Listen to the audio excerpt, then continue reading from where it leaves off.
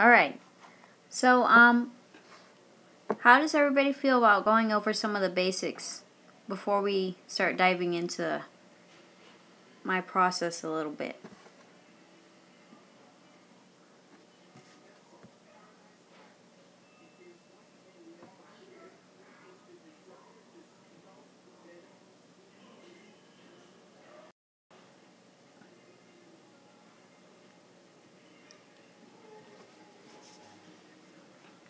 Alrighty, good.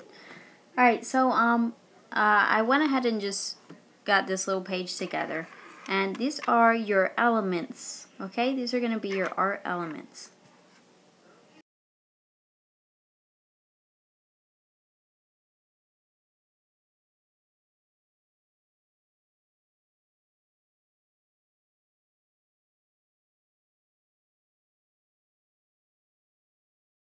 Right, so every time you create art, you're using all these elements, okay? We've got line, that one's self-explanatory, right? We've got shape, that's going to be your 2D forms. Then you have form, which is 3D.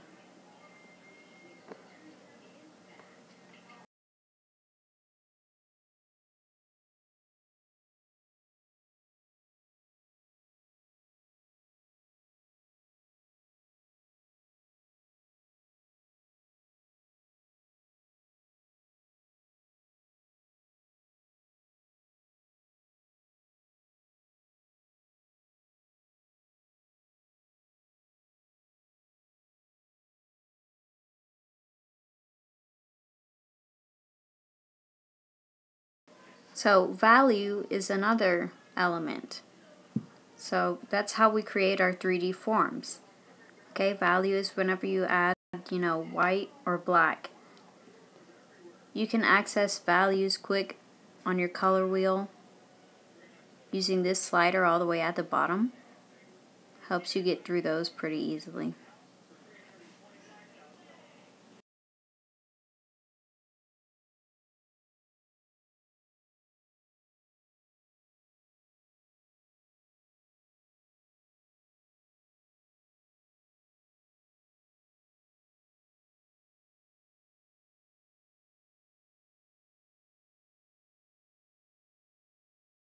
Okay, then we have space.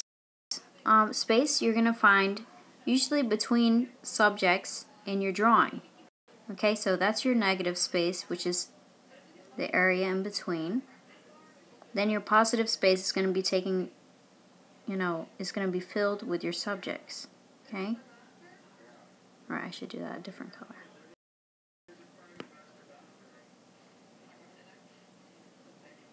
So we're going to say positive.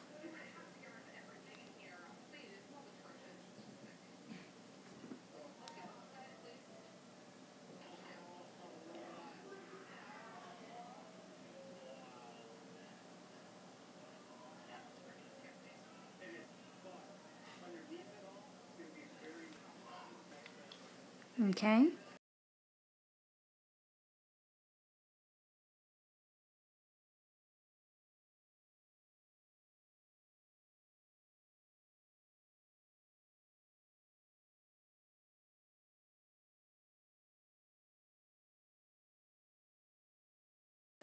Then we've got color and we've got texture. Okay? Texture can be texture that you actually feel. What I mean by this is sometimes you have art that they'll use mixed media or, sculptures, and those are things that you can touch and feel. Or you've got the textures that you can see, like what I've put here. You can see that it looks like it would feel a certain way.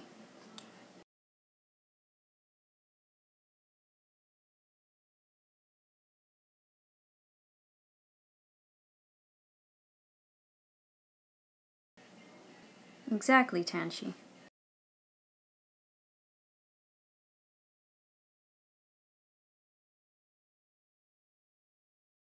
Okay, so those are going to be your main elements. Alright? So this is what art is made of, your elements. Now, what comes next are your principles.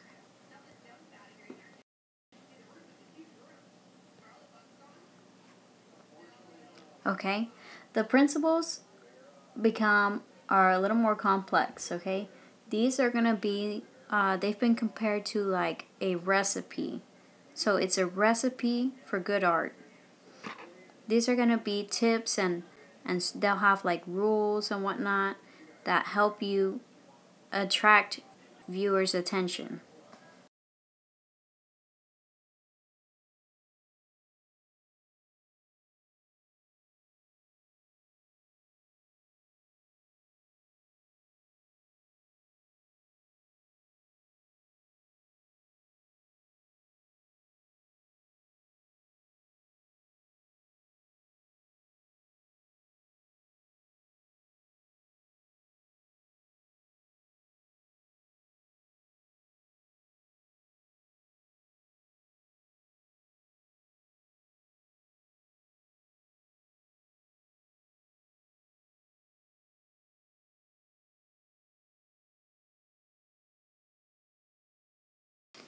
I'm going to list these and kind of talk about them with you.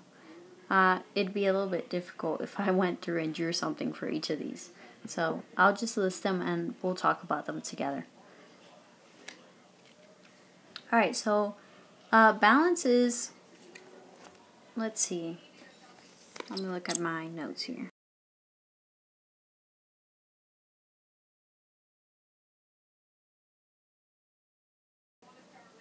Trying to figure out a good way to explain this.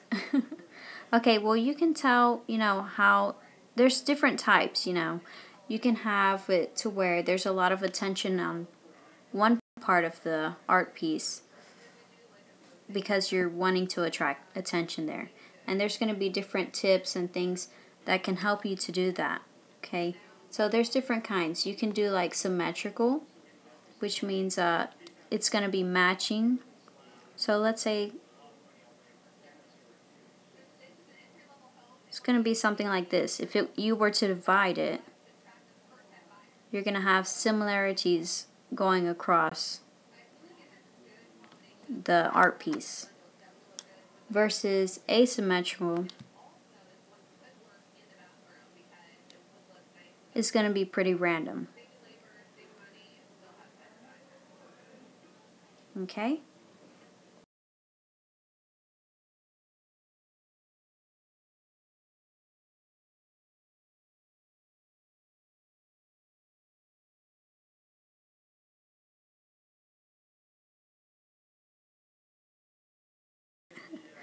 And I spelled that wrong.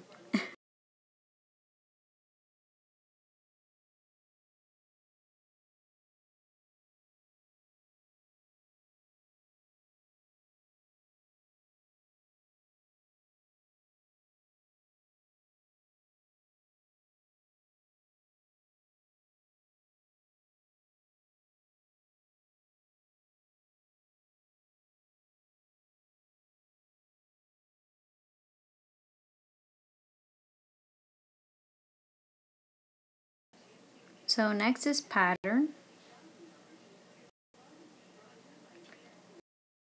This one I won't draw anything for. But pattern is going to be your repetition of different shapes or, certain line strokes or even repetition of elements. You create patterns throughout your piece and that can grab people's attention.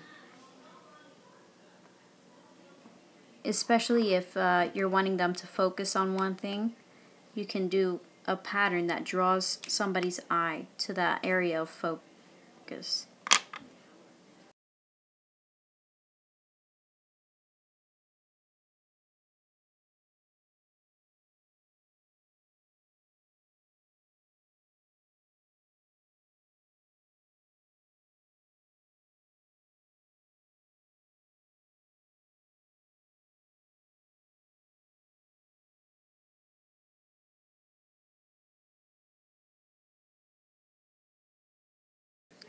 Tangia, I think it depends just how you decide to use it, really, when it comes to the balance.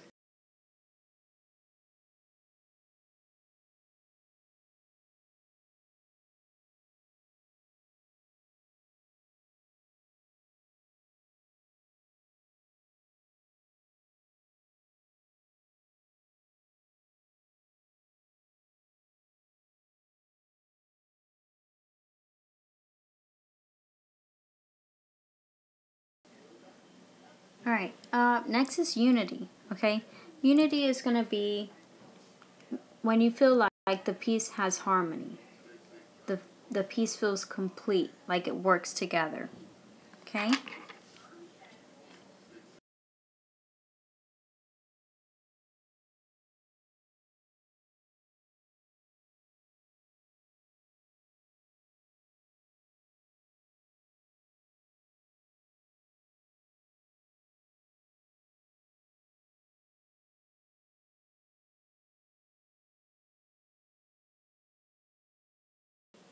Could it be because I'm pausing the mic? Should I just leave it on?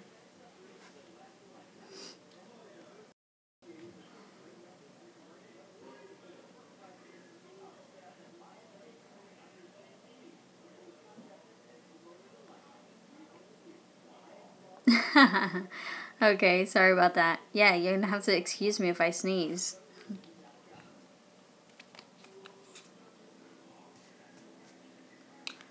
Okay, let's see.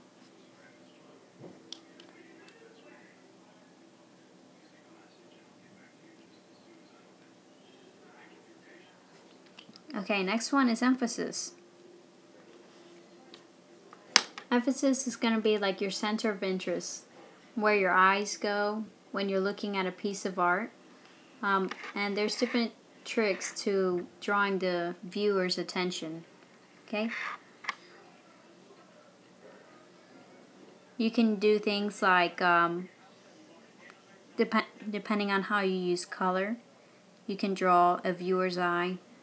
It could be also like pattern, how I mentioned earlier. So there's different ways that you can achieve emphasis in your piece.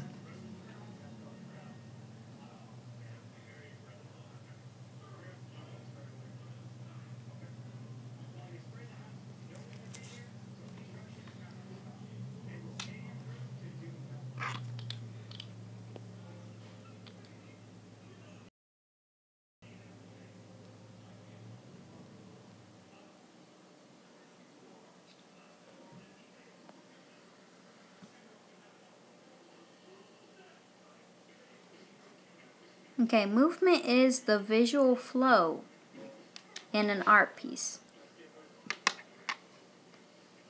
You can do this by the same thing, similar. Usually it's with line strokes or the shapes, the way they move throughout the piece. You're going to notice when you look at an art piece, your eyes will wander a certain way. And there's things in the art piece that are causing your eye to move throughout the piece. It could be maybe a branch that's moving through the piece, and your eyes will follow it to maybe a spot of focus. Could be maybe a character sitting in the tree or something like that.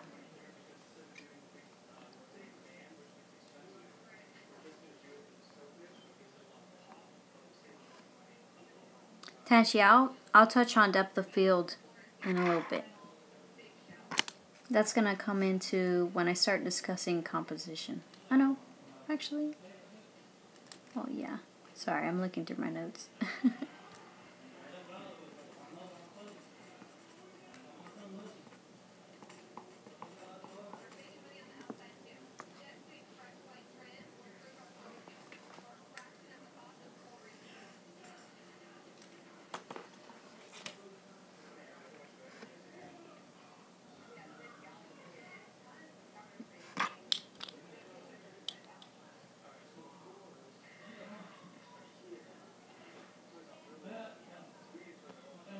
Okay, need another page.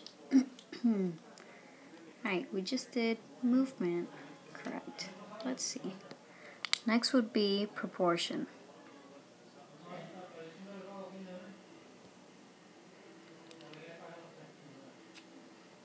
Proportion is gonna be like size compared to from one thing to another. Okay? This could have to do with your point of view. It could be maybe you're looking at, you want the viewer to look like they're looking up at a building. Okay, so you're going to see some things are going to be bigger, the things that are closer.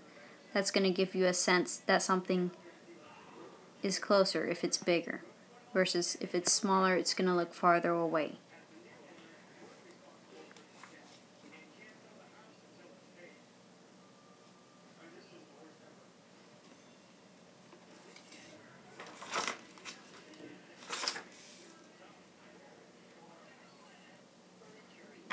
And that's also referred to as scale. Sorry, I didn't write that.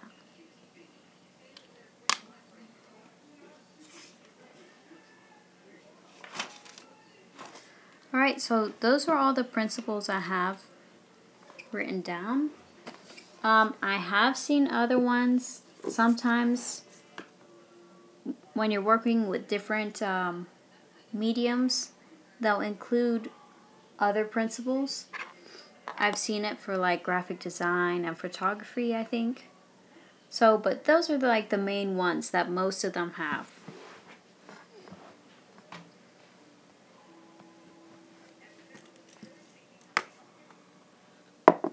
Okay, so now that we've gone over all of these elements and principles, I'll try and use them throughout the class and kind of touch back with them whenever I'm discussing different examples, okay?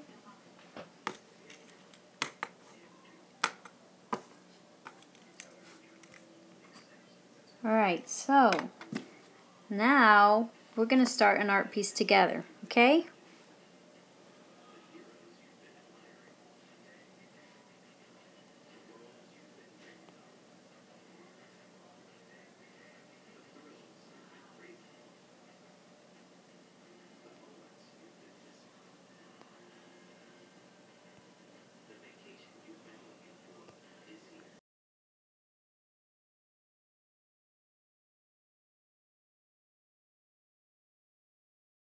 Okay, can everybody hear me?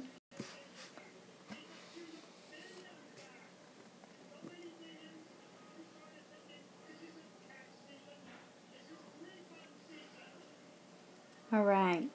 Okay, so, let's see. First, we're going to need an idea, okay? So, a lot of times, people have a tough time coming up with ideas, right? Who here has a hard time coming up with ideas?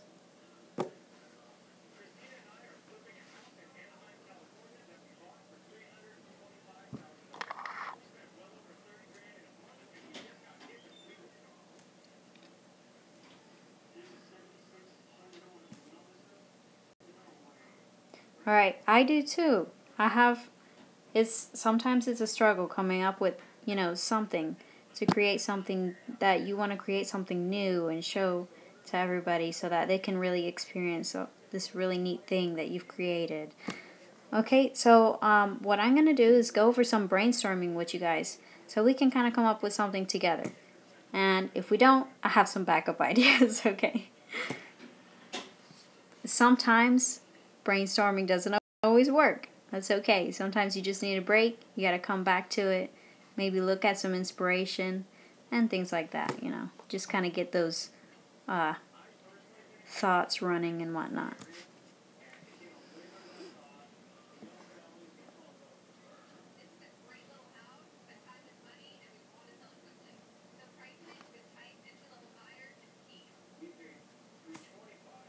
Okay, so let's see. I know a couple of brainstorming techniques, and some of them are going to be simple or obvious, but I'm going to share them anyways. Okay. Alright, so we've got your real basic ones, and that's going to be a bubble map. I'm pretty sure most of us have done this in school. Okay. So, let's see. Sometimes you'll want to kind of have at least some kind of idea where you're going. And if you're completely drawing a blank, I helped put together the Sketch Club Idea Bot. Does everybody know where that's at?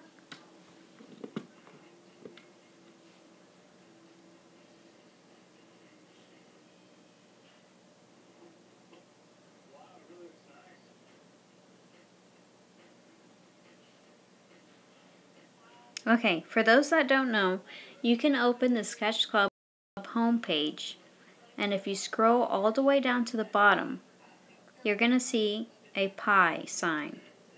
Does everybody know what pi is? It's going to be that mathematical symbol that stands for 3.14. I don't know the whole number, but I know Jim does.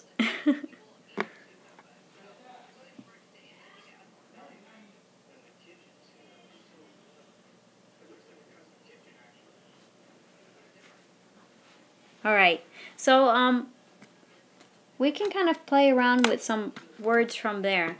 I like to tap on a couple of those buttons, and it'll just give you a word. It'll fill in the blank there.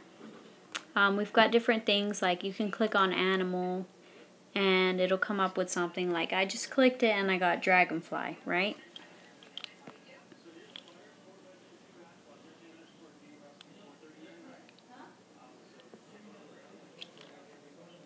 Okay, so then let's do a bubble map,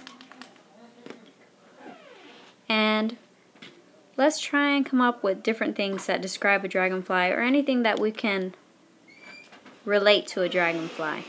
You guys can go ahead and throw out some words if you want to, and I'll start putting them up here.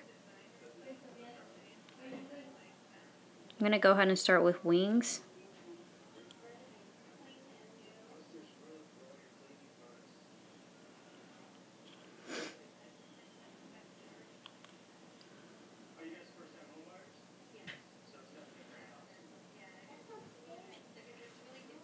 And honestly, anything goes. I mean, as long as it has some kind of similarity.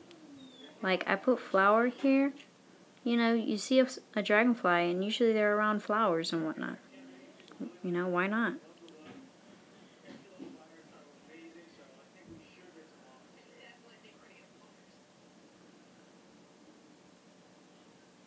Okay, dragonflies always make me think of water also, because I see them around creeks and lakes.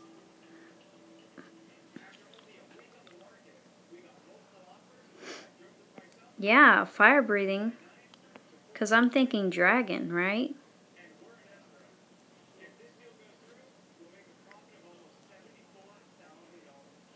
Guys, I'm shortening the words just because I'm writing too big and I don't have room.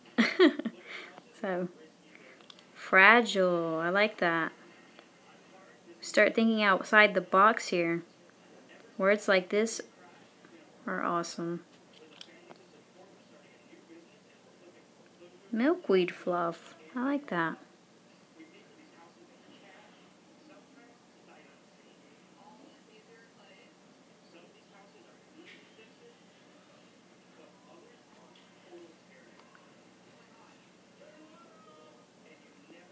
Remember, yeah, big eyes. Here we go. I'm scrolling back to get, I know I didn't get everybody's words.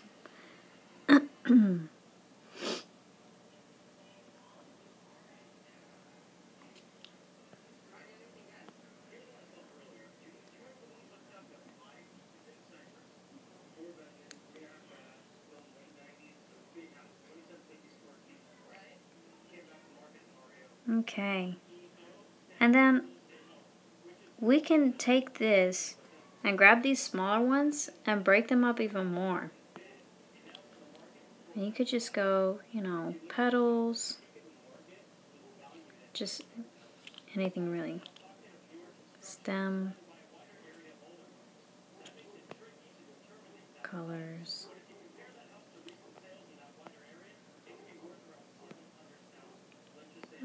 How about it, you guys? Throw some words at me. Tell me which one you're breaking up. So, like, for example, wings, translucent. I think that's the right word. Transparent is more like it.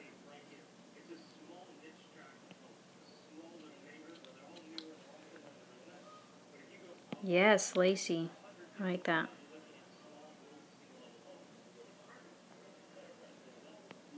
Yep, scales, horns.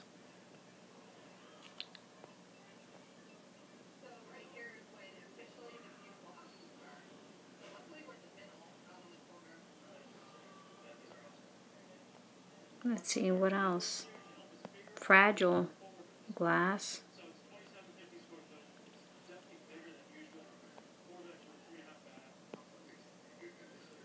I'm thinking the veins are for wings, yeah?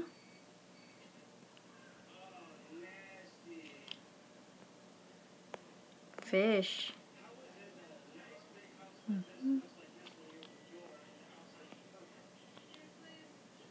Peace.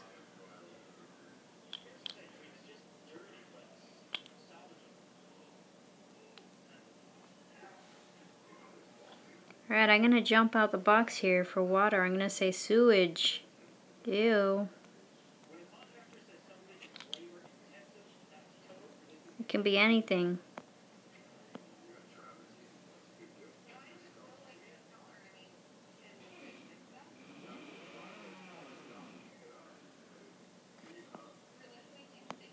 Sparkle.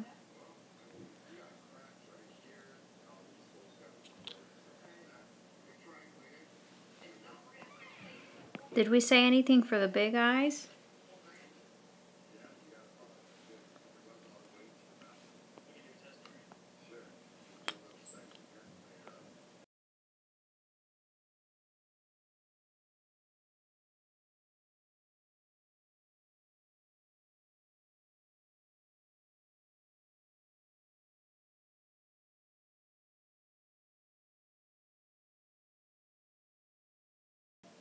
Sorry guys, I crashed. Can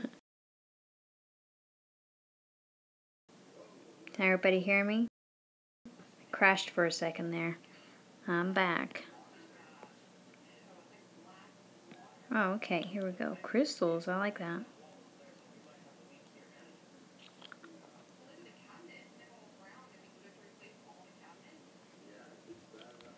I'm just going to put reflect.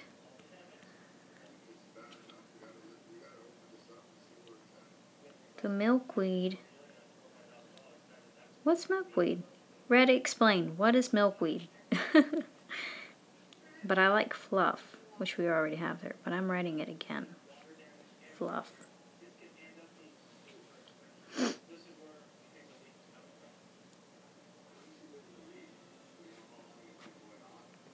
Sneeze.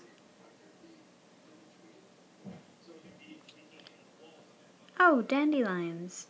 Oh, I like dandelions. Okay. So let's say seeds.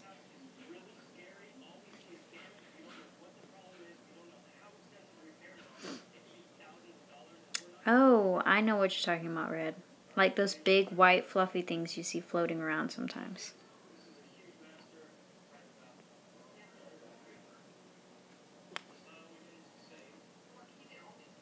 Did we have more for fragile? I think I might have missed it. Look at this. We have a ton of ideas here. This is awesome.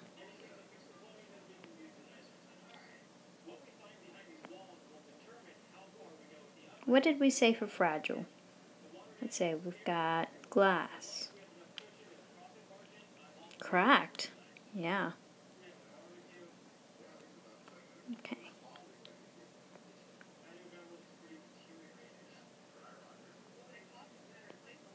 We put broken here. And it goes with cracked. Broken, cracked. Well, actually, no. Separate. Dainty. Yeah. You know what? What else is fragile? Let's see.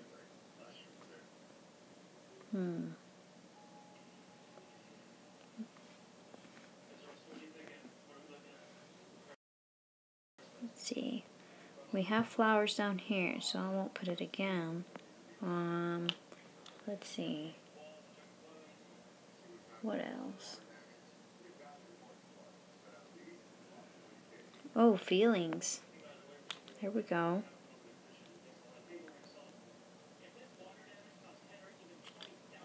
Okay, so look at this, you guys. First off, you guys did awesome.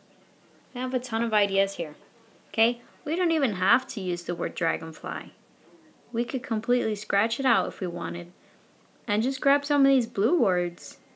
We've got a ton of ideas that seem to kind of have some connection to each other, right? And we can use them to create our next piece of art.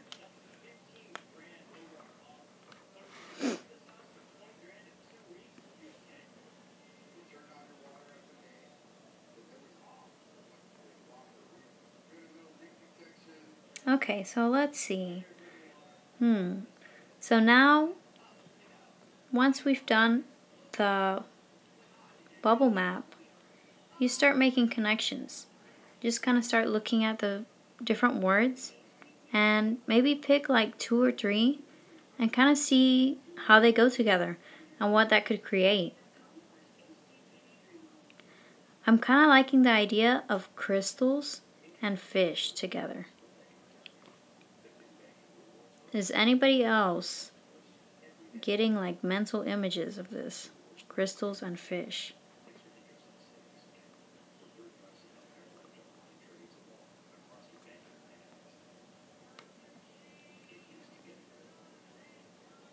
What else? Let's see. You guys can shout out some, start putting some words together. And I'm just going to write these down here.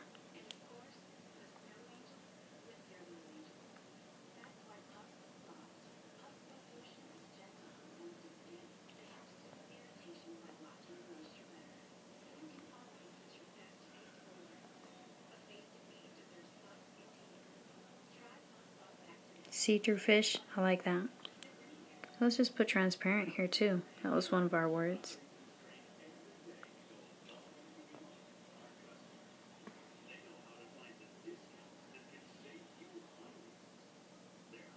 Oh, glass flowers. Yeah.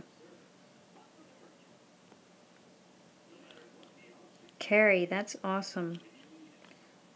Maybe even lace on there.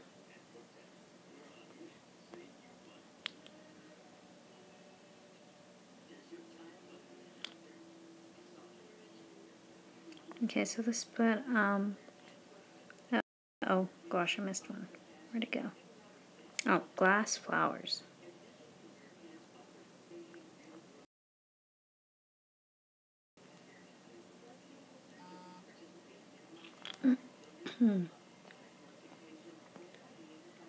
Let's see, what else?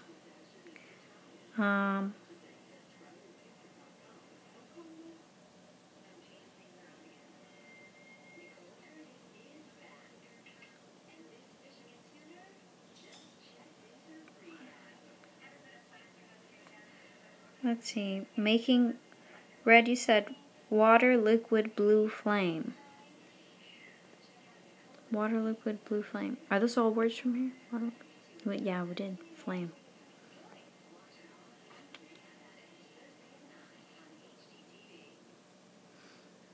You know what this sounds like, red, to me? Water, liquid, blue, flame.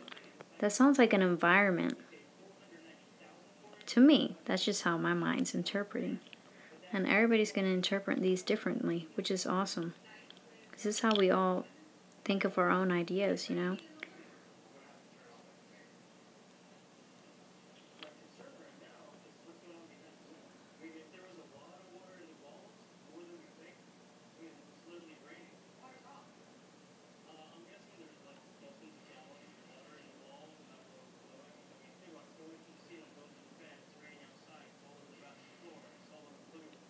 Okay. Let's see. I'm trying to look back through all the chat. Okay. I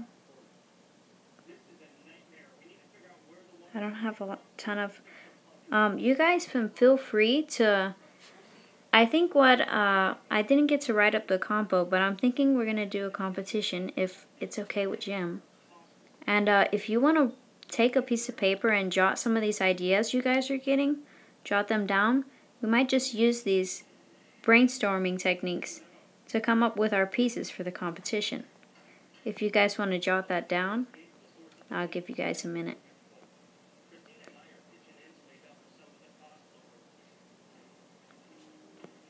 Okay, so somebody said something about flowers and sewage.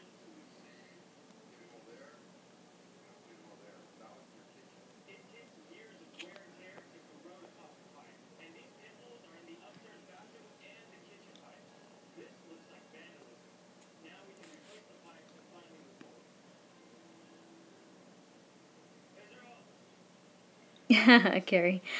I love Carrie. if anybody ever wants to do like brainstorming or anything, I would love to do it. I've done it a few times with a couple of people, and it was a lot of fun.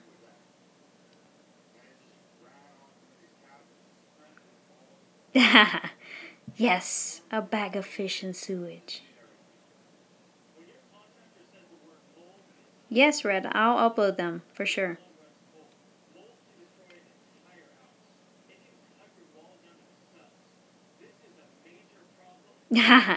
Yeah, I'm a little bit nervous, so you'll have to excuse me. But yeah, to agent, that's to agent. Okay, let's see.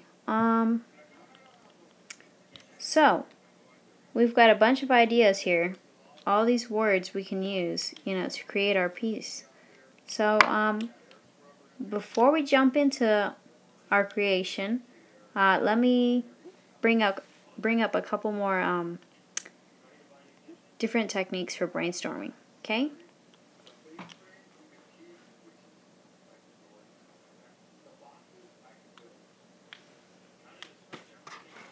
All right. So.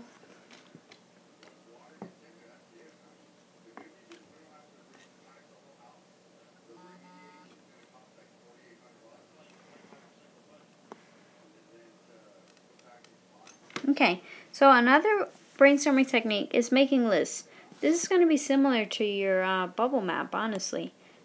You could pick a word here, right? Your main word. And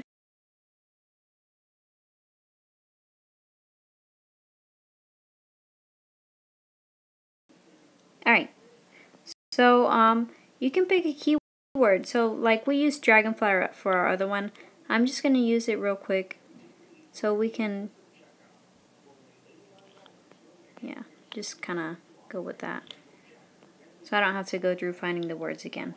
And again, like I said, if you don't have a starting word, idea bot, you can just click the buttons. It'll give you a few words. Or if you just want to grab one word from there. Okay? And then, so here what you would do is about the same thing. You're going to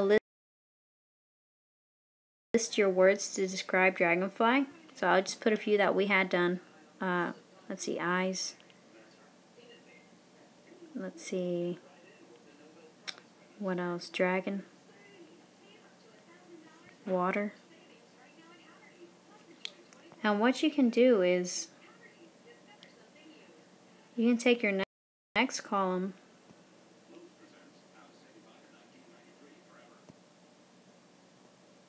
and do opposites.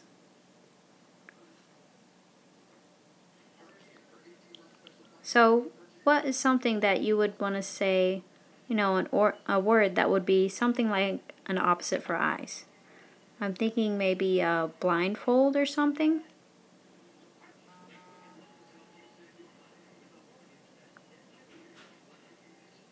Blind.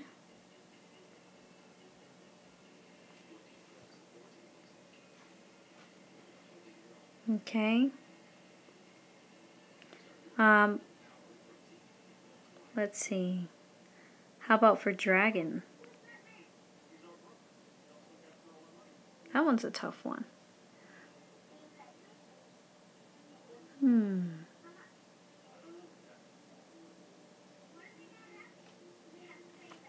Let's see. For dragon, maybe fairy.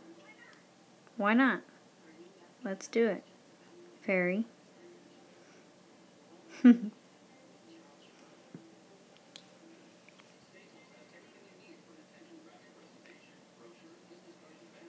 Okay, let's see. Water. How about desert? Don't laugh. I don't remember which way you spell desert or dessert. I think desert's one S.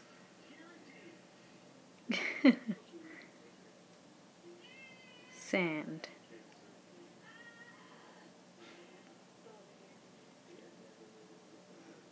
Alright, thanks. Thanks, PK. Let's see. You guys want to go ahead and jot some other ones?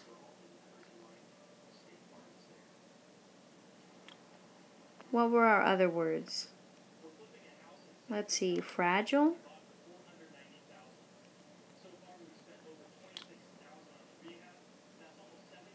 You guys remember off the top of your head what our main words we used to describe dragonfly were? I'll just pull it up real quick.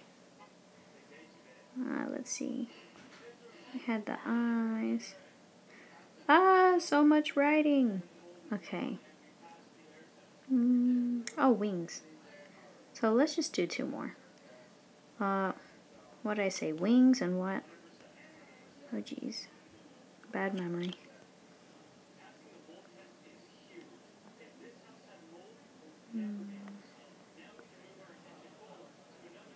Fragile. Oh, I got it already. Okay, let's put flower.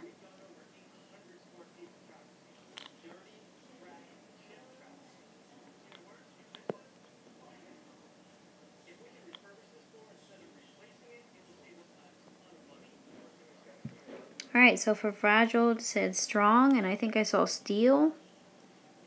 Strong, steel. JJ, we're brainstorming right now.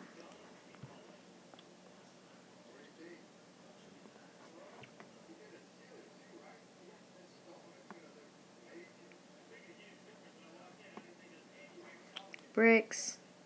Alright, how about opposites for wings? Well, I just went dyslexic and put wings and bricks together.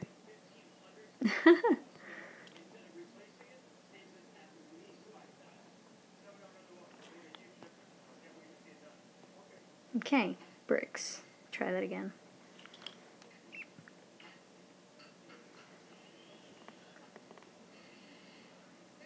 So for wings, what would it be? So, webbed feet. I like that. Webbed feet. Rotor blades. What are rotor blades? Angie, I need you to explain. Propeller. Ooh, I like that. Okay, how about let's do flower now?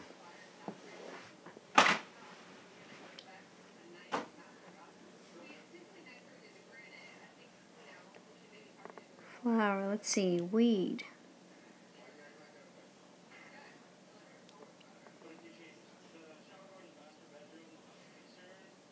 Dirt. Alright, so this is all that fits right now. But you guys get the picture. This is going to be your list. And then we'll do the same thing, just like how we did with the bubble map. We can go through and start picking out connections, kind of. Maybe water and fairy. Maybe like that.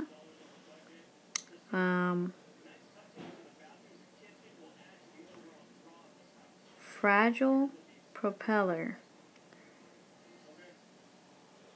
This makes me think of some kind of like old civilization or something. Let's see.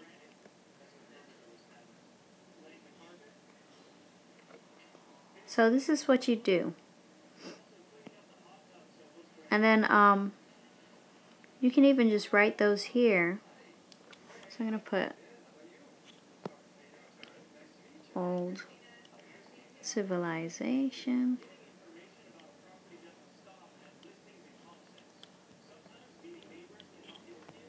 What else did we say? Water fairy. So what is that? Isn't there a word for the water fairies? Or like a nymph or something?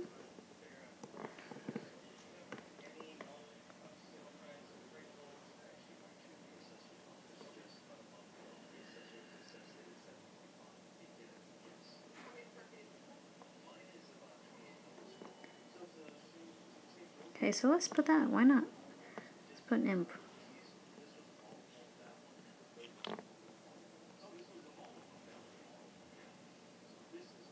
Let's see.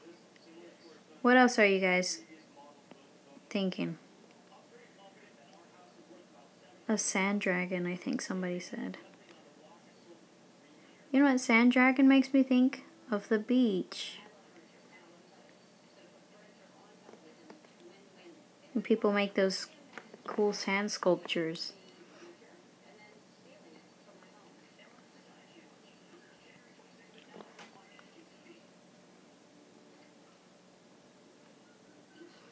Okay, so you can go even further with these and maybe just pick some of these out. Let's see. Fragile and blind. I kind of like how fragile and blind goes together. What if it was a fragile, blind sand dragon? I think that might be pretty neat. Could be like some kind of elder dragon or something. That might be a neat character.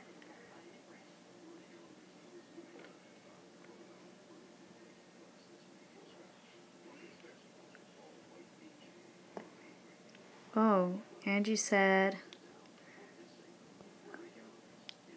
an iron-winged fairy. That would be pretty awesome. Let's see what's the color I haven't used. So where's fairy? Fairy. I'm gonna put steel.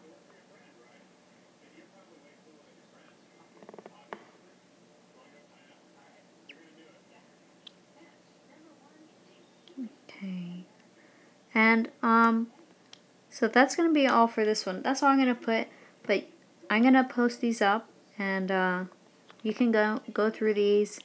If you've got some ideas, write them down. If you've got any ideas from this one.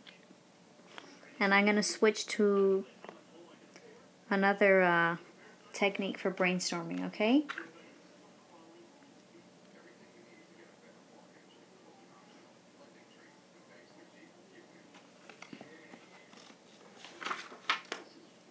So I'll try to go through these next ones pretty fast since sounds like we've got a good bunch of ideas going around. So let's see.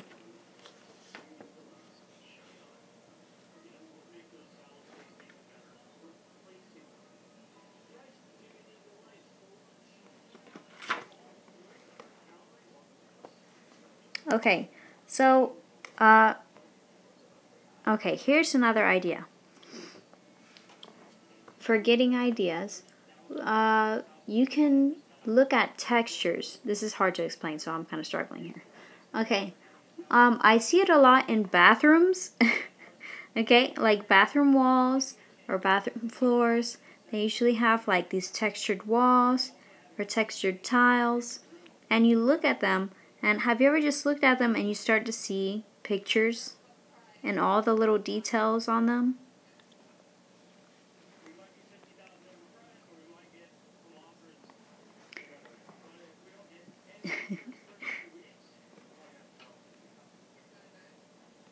Okay, I do it all the time.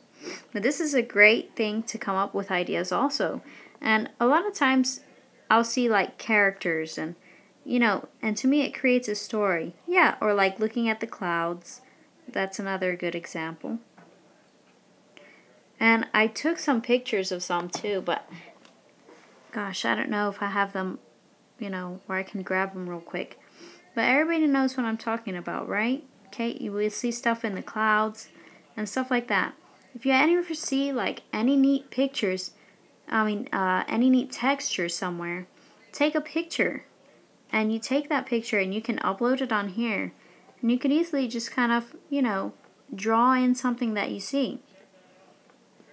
Now, if you don't have any pictures, what's cool is that we have some pretty neat texture brushes.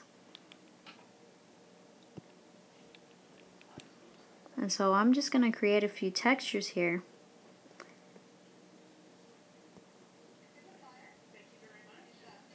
And I'll go through and I'll grab a couple of different brushes and try not to, let your strokes be random. Try not to organize your strokes too much. Oops.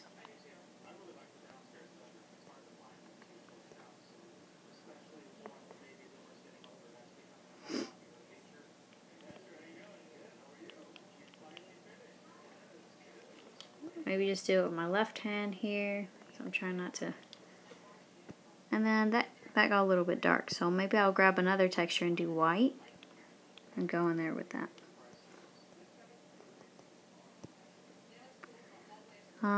Some of these, here we go.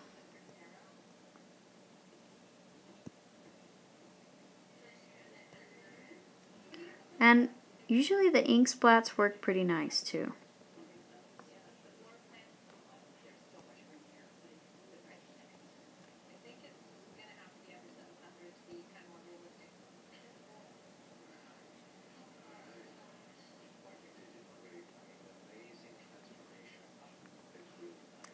Let's see what else we got here. Here we go.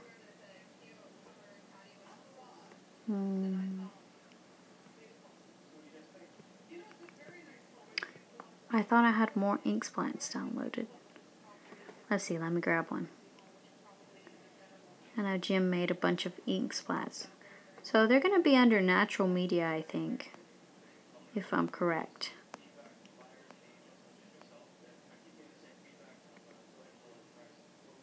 No, maybe not. Let's go back. Jim, where are your ink splat brushes? Or does anybody know? Maybe Concept.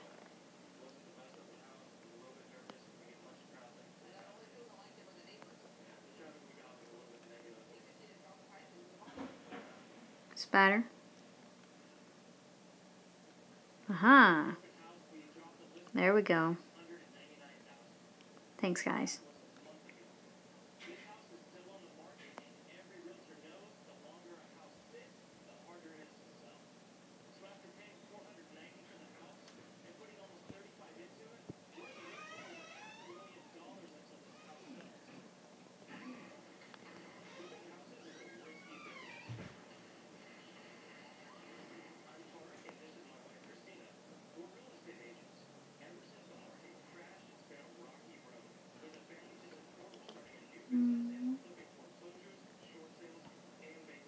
Oh, I like this one. These look like the ink test that psychologists use. Okay, so what I do then is you can take, I'd go on a separate layer, take a different color, and you can draw over it.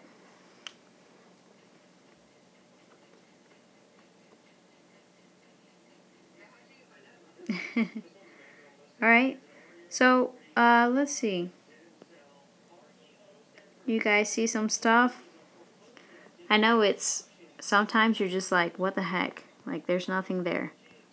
Which, it happens. I draw blanks too. Let's see. Oops.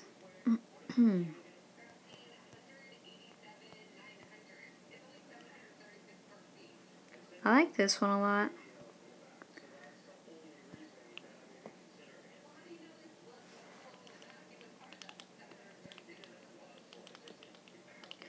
It overlaps pretty nice. Okay.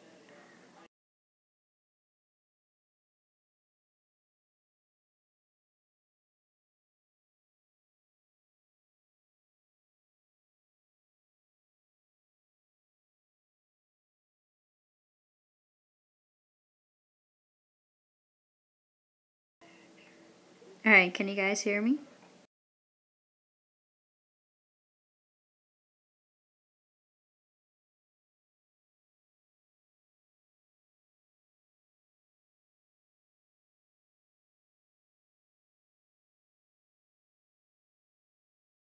Guys, can you guys hear me? Yeah?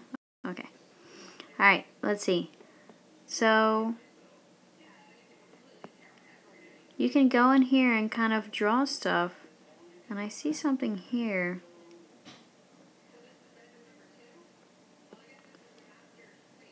Looks like this is an arm or something. And this is an arm, and this looks like a leg.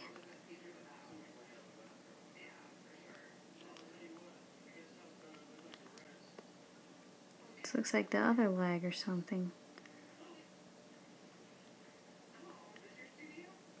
No, but what is, looks like there's something here.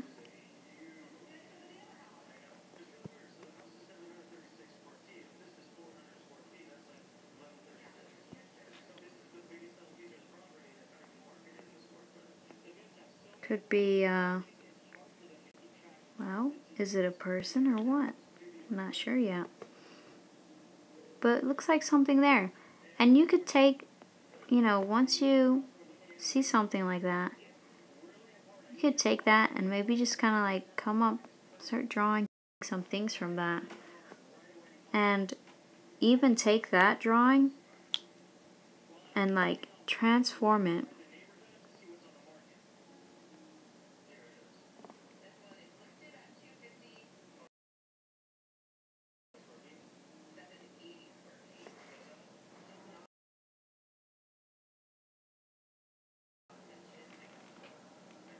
Alright, so I transformed it.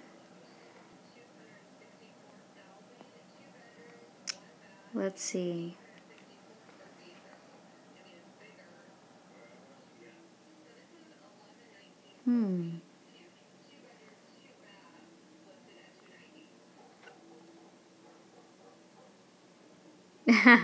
Yeah, squinting. Squinting can help. Oh yeah, mouse ballerina. So maybe it is a mouse ballerina. You know, and then you can draw your ideas out if you want to or something. And I'm just doing a little a little quick drawing here. So let's say she's a mouse ballerina or something.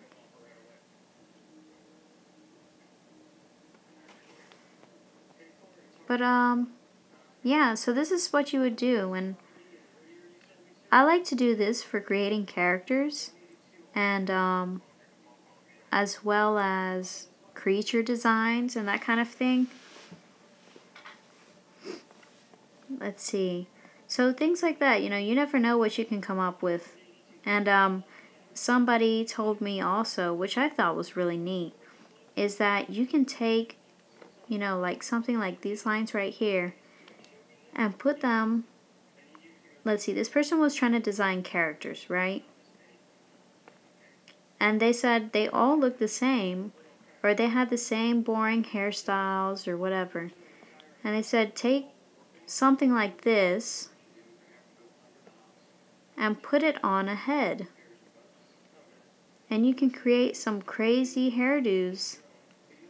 Some crazy cool hairdos, or even like clothing. You never know what you can come up out of these things.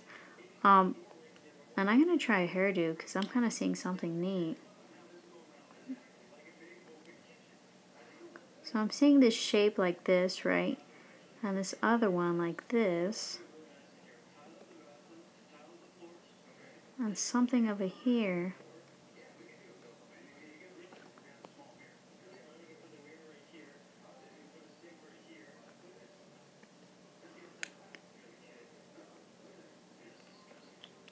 So I'm going to keep kind of working it. I'm going to keep reworking it to come up with some hair for this person, right? And say, what is this thing here? Maybe it's a flower.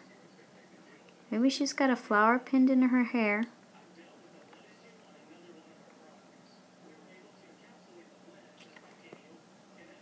Saying this is a girl, okay? And maybe she's got her hair tied like in some kind of bow thing. Let's say this one's, she's got the same thing over here. And then maybe she's got some loose curls coming out from the bottom. Because I see this, and I'm thinking, why not have some strands of hair coming down?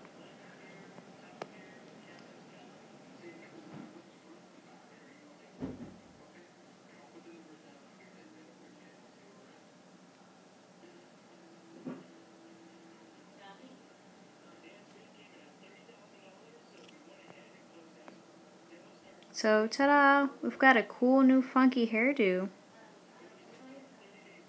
Yeah, and maybe you can tie this into your fairy or your nymph.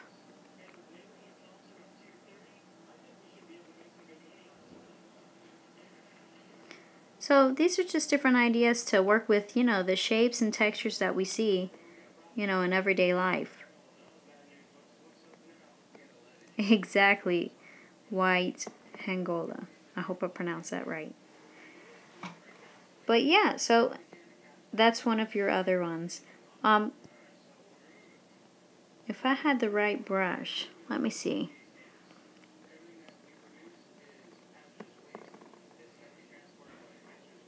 I'm gonna get a new page here. And I'm gonna try this. But you can take like a blocky looking brush like this and see how quick I made those strokes. You can use those to design characters or anything really. I just did those few strokes and I'm seeing a mask. This looks like an eye. Maybe this is something like this. And we can do maybe some kind of crazy design coming off of it like this. You know. So here we go. We've got some kind of mask design. Or maybe that's not a mask. Maybe that's some kind of weird insect. Some kind of strange looking insect thing. It's got legs that, who knows?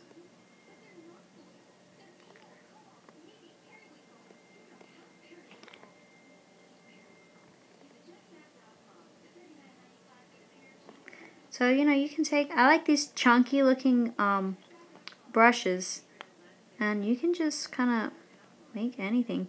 And if you keep the strokes really close in, like I'm doing right now, you can easily build some ideas for characters. And look at character shapes. You know, what does that look like? Looks like some big muscular dude.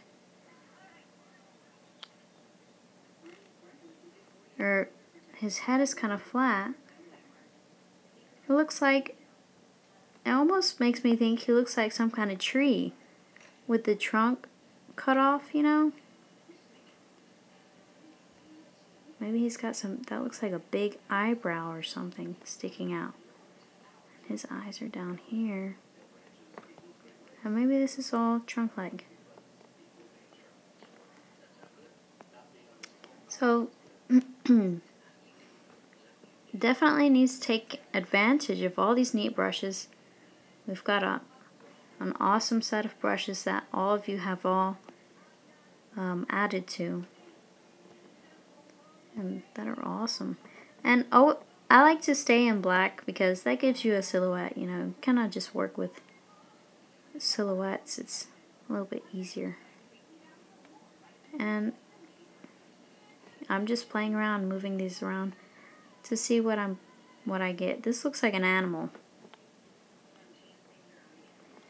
So this is all kind of like going with the ink splats and the textures, and so you can do things like this and come up with all kinds of different ideas. Okay, so we are done with the brainstorming part of class.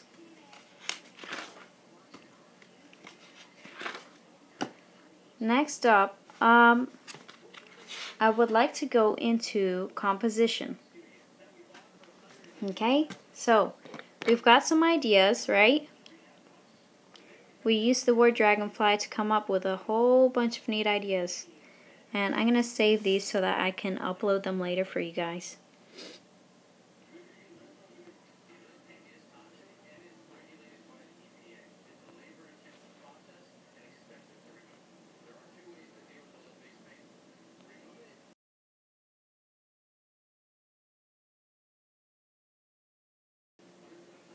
Okay, I'm gonna show you something, a project that so you guys can I've been working on. Oops, can everybody hear me?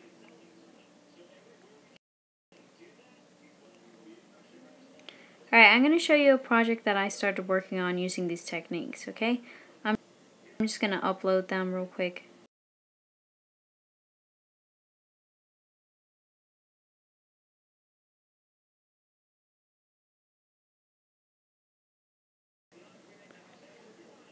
Let's see.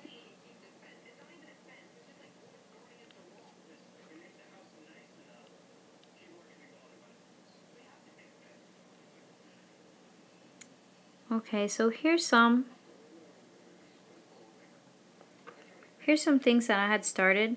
I had to create something that had a mask on it, and I used some of the brainstorming techniques just to kind of think of different shapes. This is going to be similar to what I did with the shapes that I talked to you about, like where we look in the clouds or in the textures, and I just used the different shapes to come up with ideas for masks here.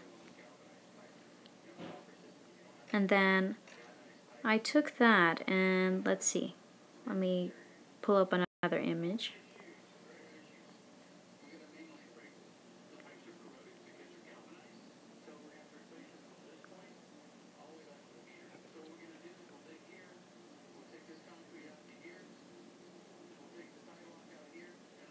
And I did the same for these guys, kind of.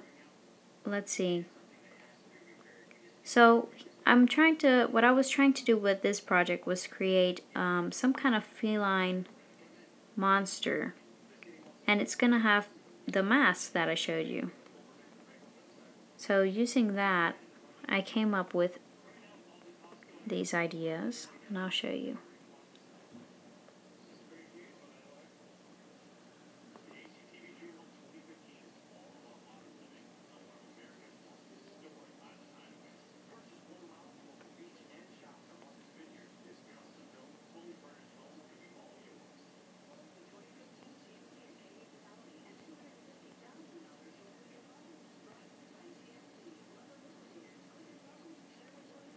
And then here's where I just kind of went into the creature design part, and this is where I took my my drawing from that.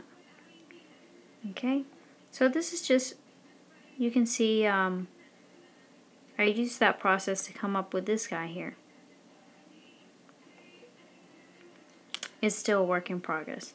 And I'll show you some thumbnails that I did as well, and we're going to go over that now whenever I start discussing composition as well.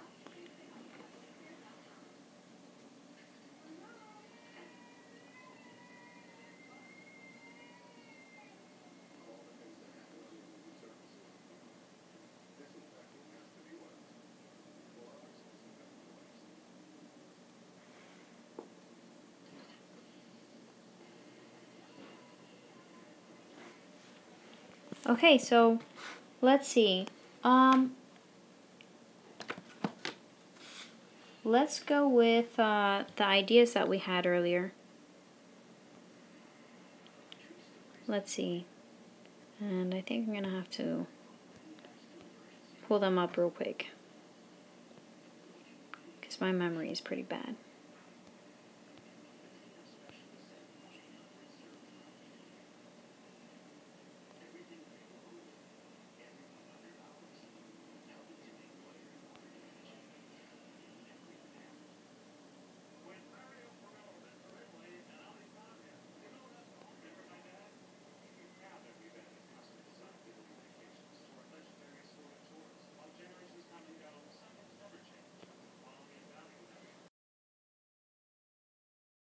Oh, sorry, I thought I had the audio. I'm sorry, guys.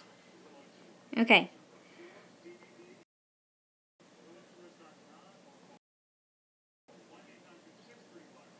Okay, so I'm going to take one of these ideas, and let's see.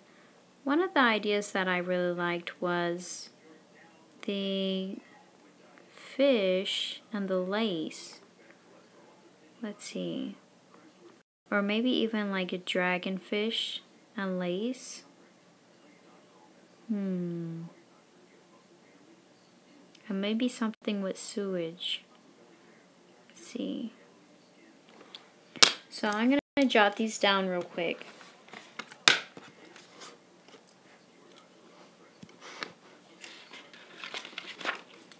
So let's see, maybe dragon, lace, fish, some of the other words, let's see, that stood out to me. Sewage. Maybe this dragon is trying to clean the sewage. Maybe it has some kind of power, or it creates water to wash out all the trashy water or something, right? It's just what I'm thinking. And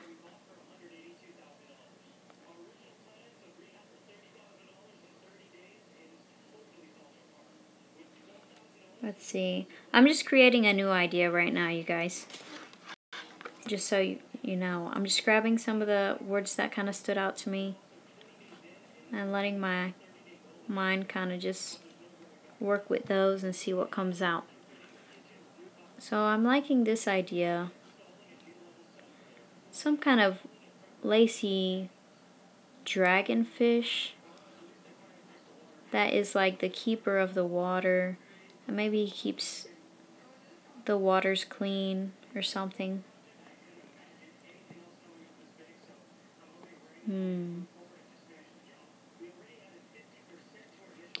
Okay, so I'm going to run with that for now so that we can keep moving along, okay?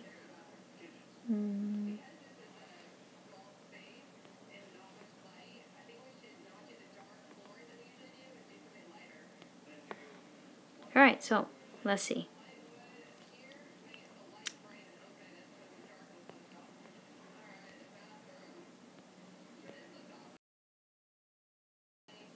Okay, is the audio okay? Everybody hear me?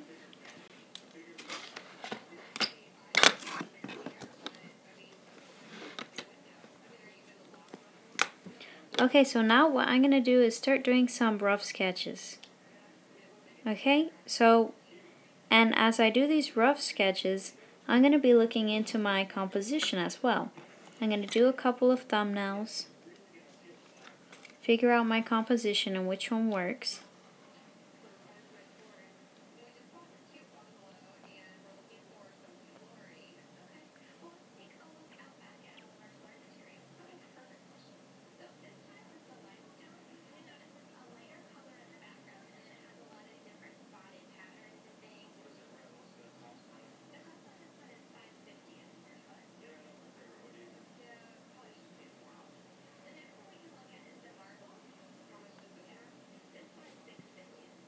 So what I like to do is make a couple of squares to draw in, like if they were mini canvases, okay? This is how I'm going to start creating my thumbnails. And these are a little bit uneven, but that's okay.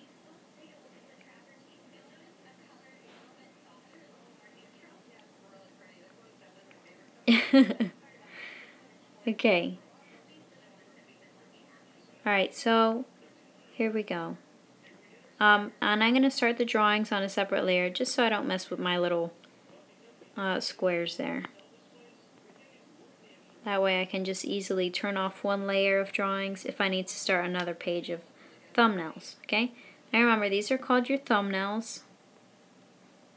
And they're going to be pretty rough, okay? So they're not going to look super clean. Now what I like to do is start out with a nice light blue. You can use anything really. You don't have to do it like this, but this is what I like to do. I like to do a light blue, and then when I want to start getting a little more detailed, I'll go in with a darker color. That way it's a little bit more clear. So right now I'm trying to create a lacy dragon, right? A lacy dragonfish. How will I create a lacy dragonfish? Okay, I've seen some pretty neat fish, and let's see, I'm trying to think if I've got any pictures of any in my photos right now. I do have a lionfish. So,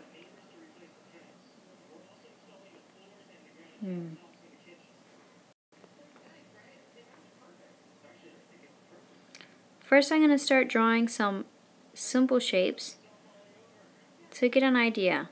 Yeah, it might look sea serpent-like. Let's see.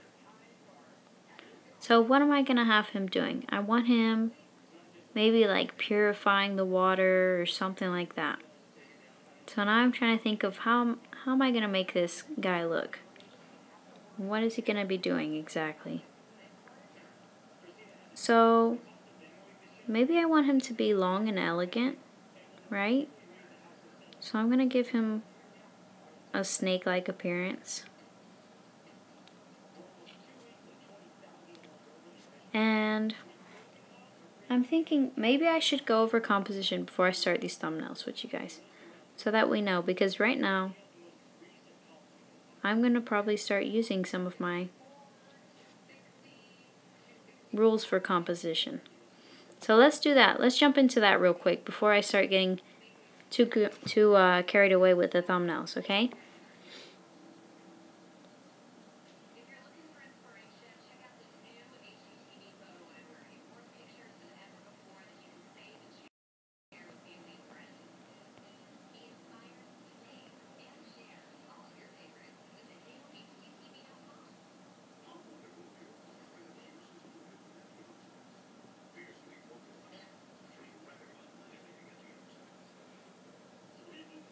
Alright, you guys. So we've got our idea, and we're about to do some thumbnails. But before we do our thumbnails, we need to know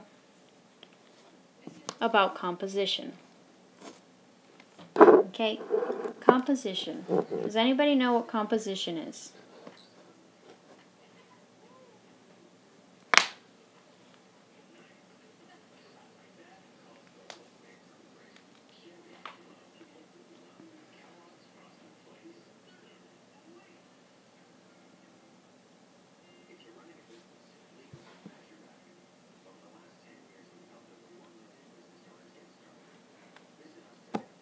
Nobody? Okay, composition is going to be figuring out kind of, yes, artists, correct.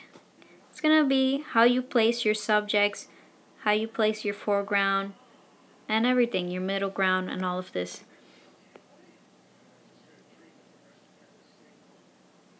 Okay, so this is how we all, sorry, I got to run off a second. Okay, so yes, arrangement of items on a page, right? Or on our canvas.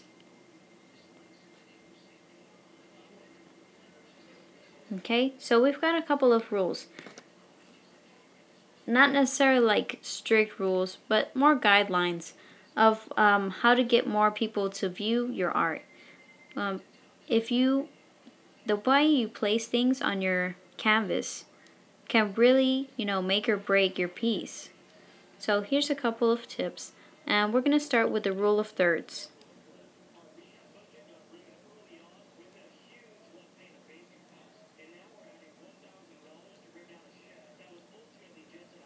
So what is the rule of thirds?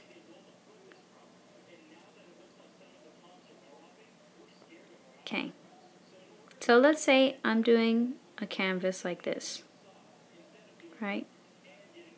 A horizontal canvas, landscape view. Right, so what your rule of thirds is basically saying is that when somebody looks at a picture, there's hot spots. There's spots where the eye feels attracted to naturally on that canvas. And so here's your hot spots. What you're going to do is you're going to divide your canvas into 3 rows by drawing 2 lines, right? From vertical and horizontal. So, like this. It's going to look like you're drawing a tic-tac-toe game on your canvas. Okay? And your hot spots are going to be where these lines intersect. These are your hot spots. Okay, notice it's not the dead center of your piece. Although, if you're doing like a portrait, for example, a character portrait, or if the image is on one character, all about just focus or whatever your subject may be, an animal or a plant or something, then usually putting it in the middle of the canvas is perfectly fine because all emphasis is going to that character, that flower, or whatever it is you're wanting to focus on that. But if you're creating a full scene where you've got a full elaborate background and your characters are placed, if you place your character on one of these spots, let's say you've got a guy over here, and maybe he's looking at this waterfall, and the waterfall is running over here, right? And there's trees and whatnot. The trees don't have to hit the hot spot. Your main subjects are going to be hitting the hot spots. Sorry, let me take those out. Okay, your main subjects are going to be what you want to hit the hot spots, okay? So we've got your waterfall, and we've got your character. Okay, and I'll show you some of those when we do the thumbnail. When we start doing the thumbnails, I'll talk about this again. Okay, so that's your rule of thirds. Your hot spots are going to be in these areas. So you don't want to throw your character dead center unless it's supposed to be, the focus is supposed to be just on your character. But if you've got a full scene, you're going to want to try and stay close to the hot spots when you're placing your characters or your main subjects in your piece.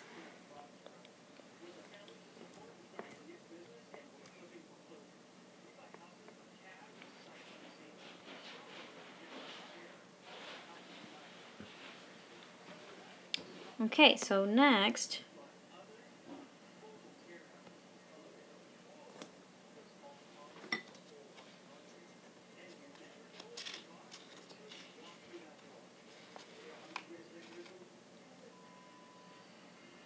the next one is your rule of odds.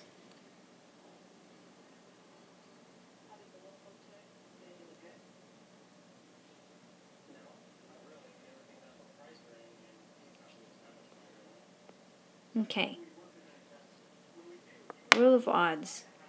How does this work? Okay. Apparently, odd numbers are more comforting to human beings. Why? Because odd numbers are unnatural. Even numbers are more symmetrical. Whereas odd numbers give you a gives you a feeling of something more organic. So what do you mean with the numbers? Okay. So here's our canvas. Now what they say is, let's say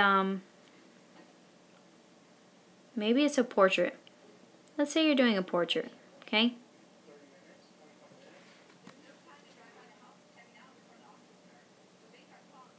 Alright. So then you're gonna want, if you're putting more subjects in the pieces, more main subjects, say maybe you want to do flowers because she's a flower girl or whatever, right? They say to use, when you're surrounding your object of interest, you want to use an even number of surrounding objects.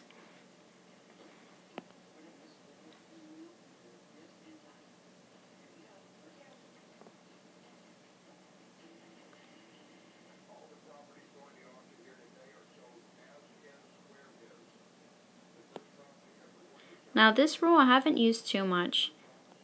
This one's a little bit new to me as well, but I do understand what they're saying. The odd numbers do give you something more organic. It's not as symmetrical.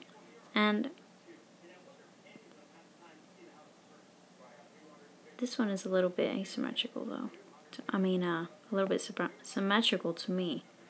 I would probably do 3. Okay, so we've got that. And, but then one of the other things is they say to use an odd number of main subjects. Alright. So let's say instead of you're trying to create a story or something in your piece, and your main characters are a boy and a girl, or this is what you're coming up with, right? You want a boy and a girl in your piece. And let's use the rule of thirds. We're going to have them in this hotspot down here. They're going to be down here. Oops. And maybe they're chasing something. So this would be my third main subject in the piece. So let's say it's some kind of bird or something, right? And they're chasing it. So now I've got them on hotspots each, the bird and the two characters, right? Maybe they're like running down a path or something. There's trees in the back.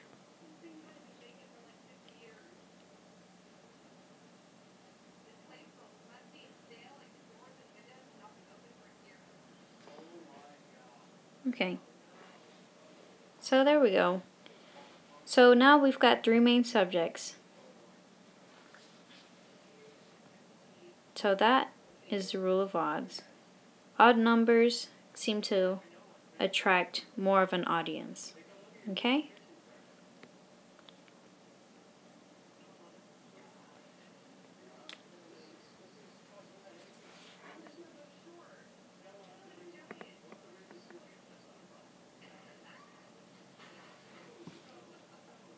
Okay, so the next one is the rule of space.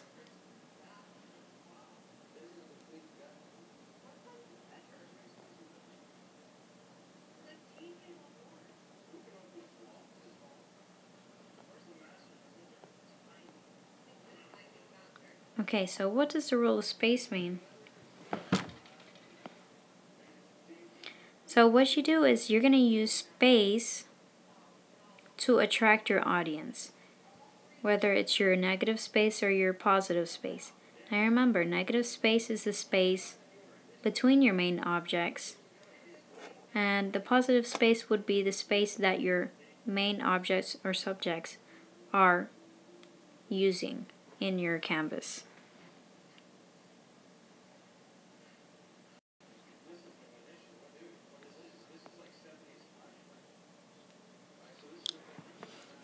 Okay, so what we say is, or what they say is, if you have open space, right, have your character, if you're going to place an object or something, have it to where it's, let's see, how do I explain this? Sorry. Let's say that there's a character in movement, maybe it's running, somebody that's running or something, right, or jumping. Have them doing this movement towards your negative space or your open space. So let's say the main character is going to be your focus here, right? And they're jumping or something. And he's in a hot spot there. Now let's say he's jumping into a lake. This lake is taking up your negative space in the background. So it's going to be in the back. But see, we're going to have him moving towards it.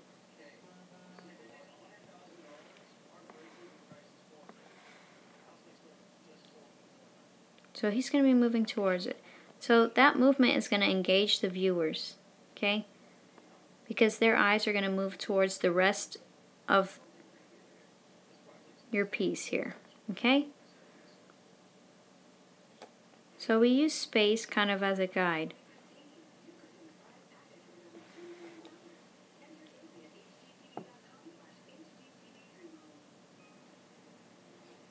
And then for portraits, if you're doing a portrait, maybe you want to do something creative, their hair is flowing or whatever, you know. One of the hints they say is to use this negative space by having the viewer, you know, somehow having the viewer leading the viewer's eye to that negative space. So one of the things they say is you can have your person in your portrait actually looking at the negative space.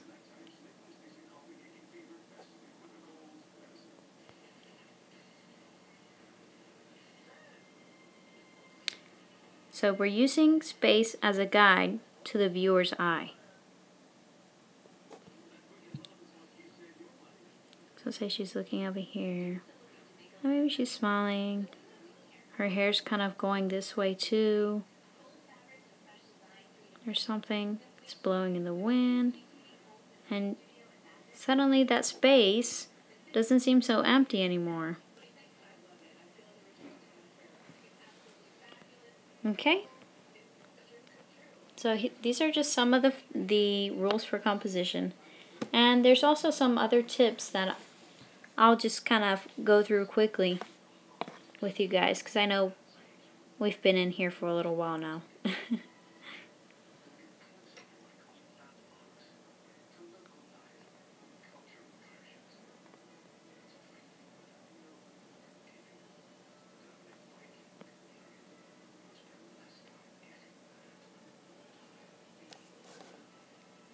Okay, so, and I just jotted some tips down, and I'm going to go through them with you guys.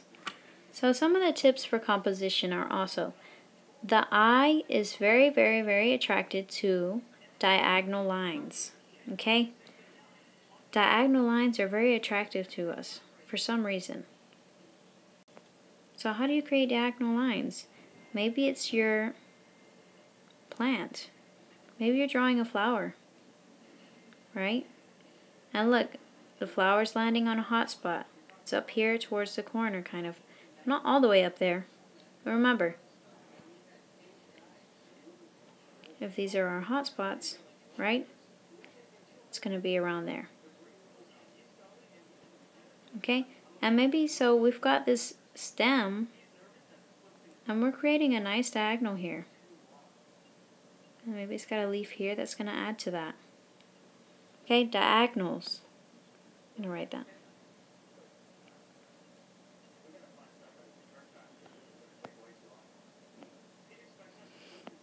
Alright, what else? Triangles. Triangles are another thing that attracts the viewer's eyes. Maybe because it has diagonals in it. Could be. You say, how do I make a triangle? Maybe you have a main subject, right? Maybe it's a person here. And they're interacting with somebody down here. And maybe there's something over here. So, see, we're creating a triangle here. And they're hitting hot spots.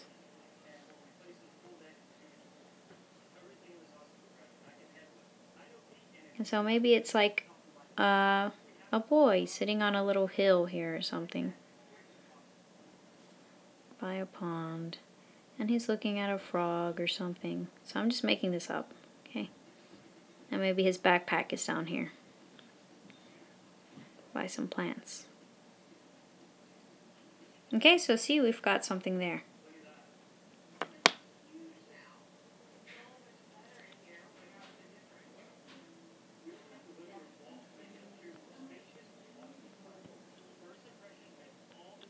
Okay, so triangles.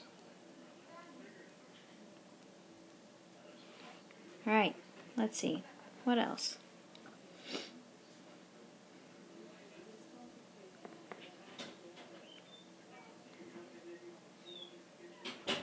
Okay, the corners. I've done it here already in this little drawing of the flower that I did. But corners are a great way to have a viewer's eyes travel into the piece, right? So this is, we're using movement. Remember we discussed movement. Okay?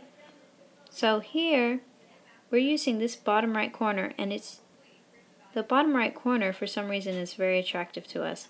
And it could have something to do with how we read from left to right. But this grabs our attention and it brings your eyes into the piece to look at the flower. So starting from corners is great. Maybe you've got a piece that's a cherry blossom tree and it's cropped out and you've got a branch coming in from the corner. Okay? So we've got like some kind of tree or something, and maybe there's like a birdhouse hanging from it or something. So, I'm sorry, I know these drawings are pretty rough. So let's say this is a little birdhouse, okay? But here's the important part, remember? We're coming in through the corner. So, corners. JJ, I'll try to upload everything so that you guys can kind of keep them as notes, okay? Let's see, what else? Okay, and then this one, I'm just going to tell you this one, or I'll write it down too. Simplification, you guys. You don't want to have too much detail.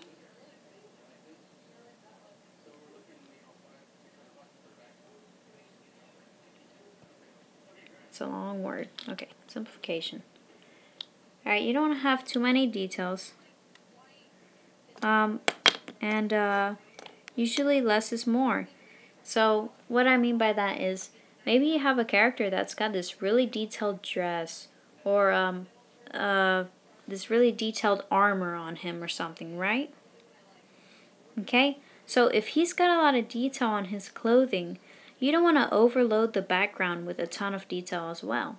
Your eye's not going to know which way, when somebody looks at it, they're not going to know where to look first.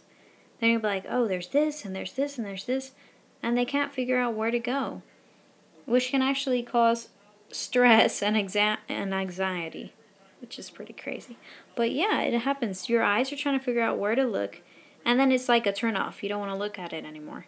So simplification, okay? If you got a lot of detail on your main focal point, let's say like I said, the character maybe has this really great detailed armor, then you don't want to go crazy with your background. So simplify.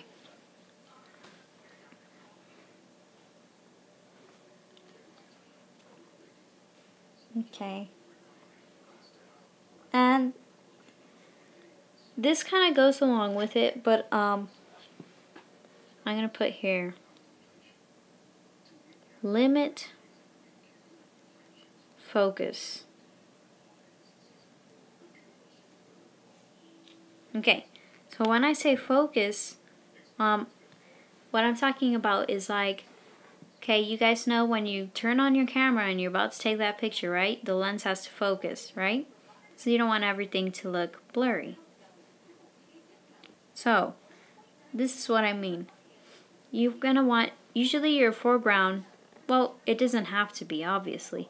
Anything, you can do anything with these rules.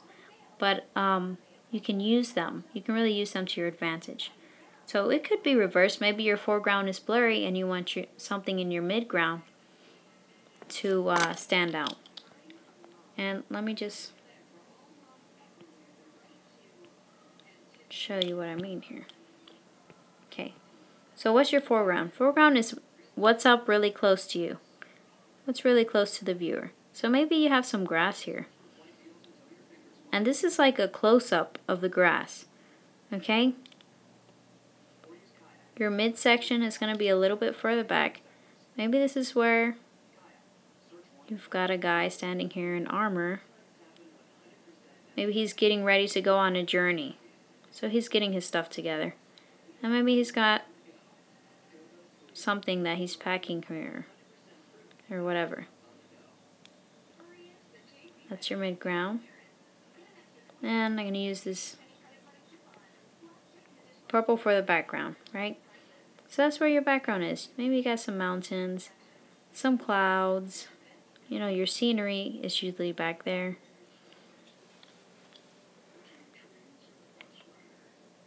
Yes, that's right, JJ.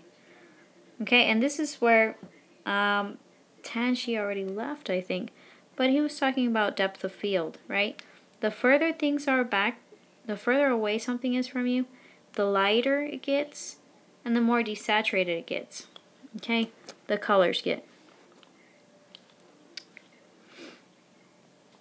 So, you could make the foreground blurry, right? Which is your blades of grass in this drawing.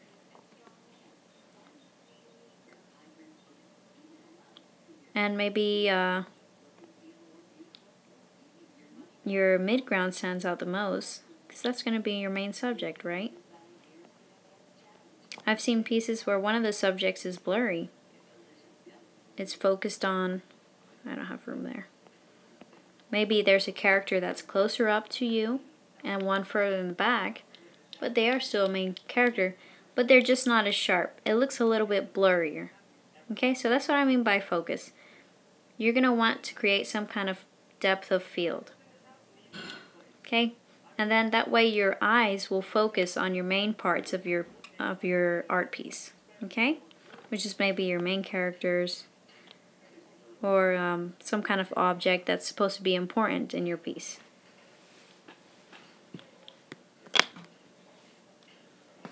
Okay, let's see.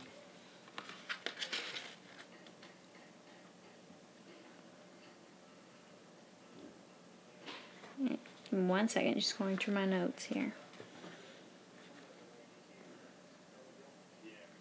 Okay, and I mean, that's most of the notes that I have so far on composition. These are just a couple of tips to help you guys out.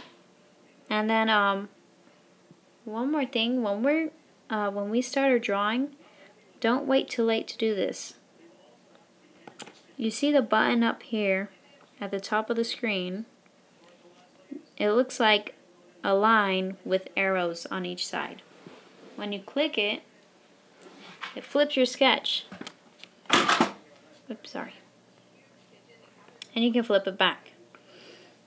When you flip your sketches, I like to do this in the beginning when I'm creating my composition and my characters and whatnot.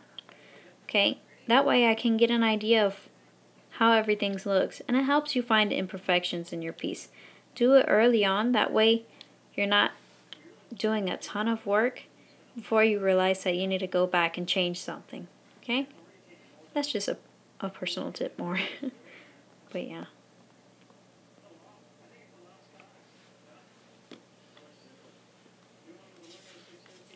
Okay, and that pretty much wraps up composition. How's everybody feeling? Anybody's legs fall asleep?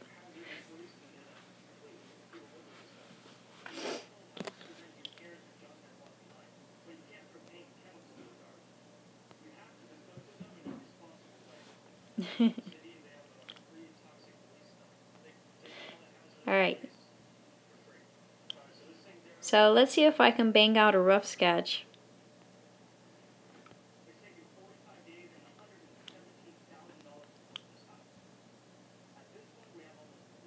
We had our thumbnails. Okay, we had our thumbnails going.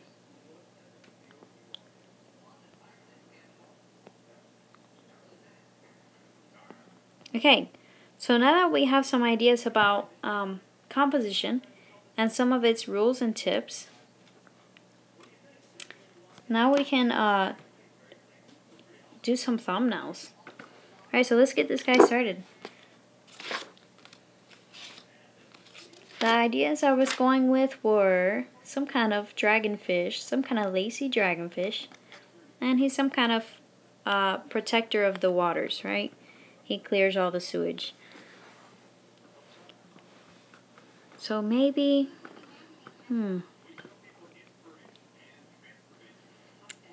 maybe he's in the water and he's coming up, and I'm gonna have his head here hitting a hot spot. Remember hot spots. So right now I'm figuring out my composition on what I want to happen. Okay, how I want to place everything in my piece. This is a very important part of your planning for your sketch. So I'm going to grab something darker because I want to put a few little details.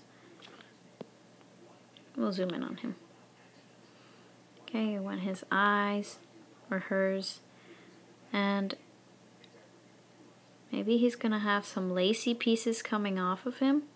I've got to figure out his design, right?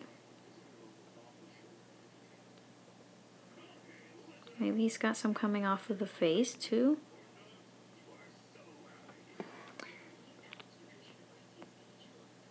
Okay. And let's say that the water around him, right? Because he's purifying this sewer water or whatever, right? So maybe the water around him looks nice and clear, and it's creating waves going outwards, and then the water out here towards the edge is murky and nasty. It's sewage water and he's cleaning it, right? So this is the character that I decided to go with. Okay, so now I've got an idea for what I'm going for.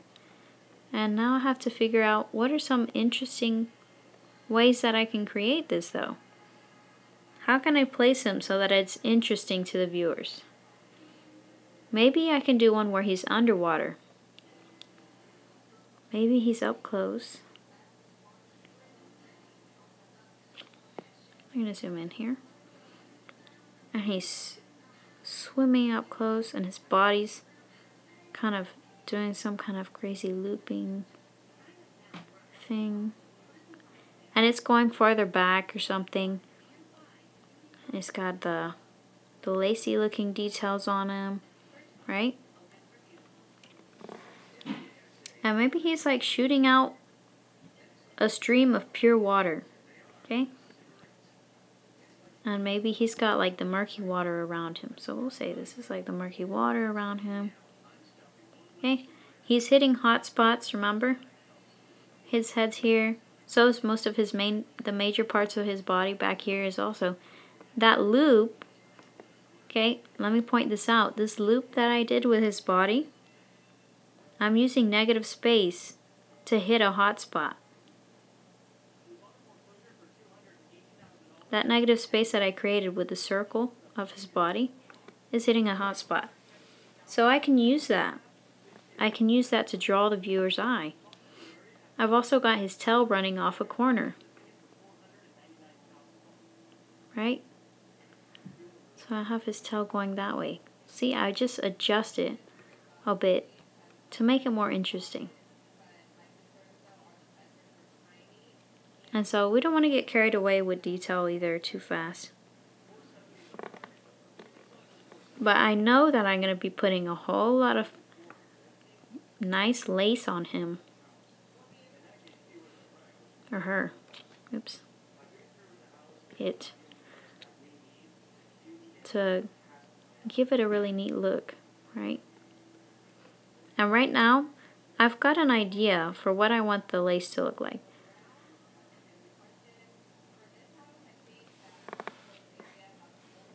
Okay. So that's another idea for a composition, okay? And say maybe there's some bubbles, right? Because he's underwater. Why wouldn't there be? Bubbles where he's blowing this stream of pure water. And I know it doesn't look like much right now, this little doodle, but this is going to be, you know, your foundation for your sketch. And it's going to be really important to get it right.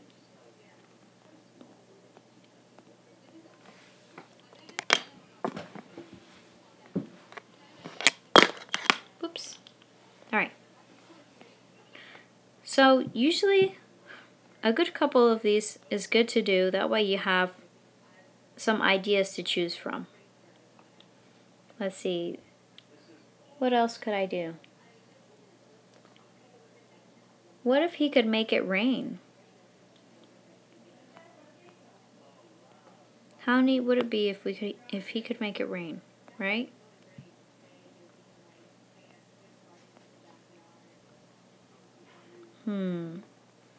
So what can I do with that? You guys, if you have any ideas with what I'm thinking about, what I'm kind of brainstorming too while I'm doing this, because I'm trying to figure out my composition, right?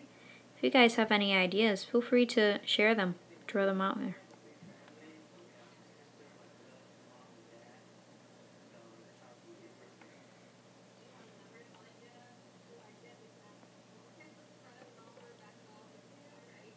So if he could make it rain or something, right? Let's see, how could he do that? Maybe he could spray. Right, that's what I was thinking, Angie. He could spray it somehow or something.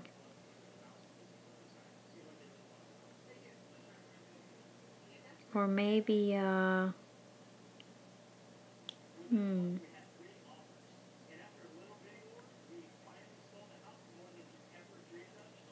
Let's see. Okay.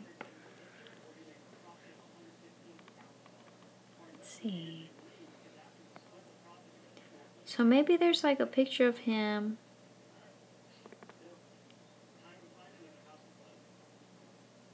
Let's see, I'm thinking here. Put him in this mountainous place. But there's a lake here. Maybe he's in this lake. And there's mountains. And maybe he's jumping out of the water.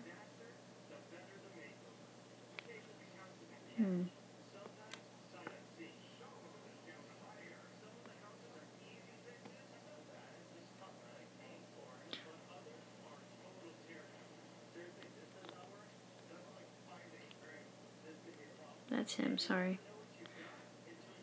Remember, he's gonna have some kind of... And maybe he... Up here's his blowhole thingy. And it's spraying water. And maybe we could... Maybe in the midst of the water... Remember, I'm just getting ideas here. You can see a rainbow or something.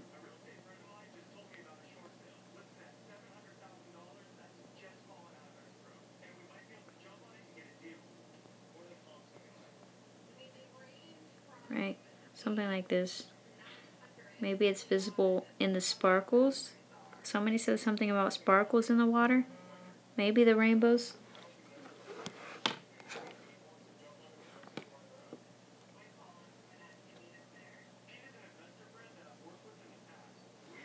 Okay. Alright, so here's some ideas. We've got a couple of ideas. Right? We've got a couple of compositions. Here I'm using the rainbow as a main subject. It's hitting a hot spot, so is his head over here. Sorry, we've got the background there. Okay, things like this. Alright, so we're starting to get the ideas for different sketches here. Okay? I like that. I don't know how to pronounce your name. Zuv? I think it's Zuv. I like that idea, Zuv. Okay. So here we have our idea. Okay, I came up with this composition, right? And then, if I need reference, this is what I do for my reference. Okay, so I mentioned that he's going to look like a lionfish. Did I say that? No. I had the idea of making him look like a lionfish, right? So we said lace. So here's what I'm going to do. I have pictures of lionfish from an aquarium that I went to. And I've already got my idea for my composition, right? Let's say I'm going to go with that top right one. Okay?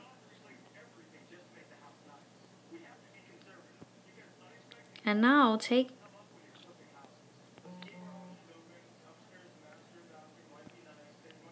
I start with a rough sketch, right? He's going to be hitting this hot spot here.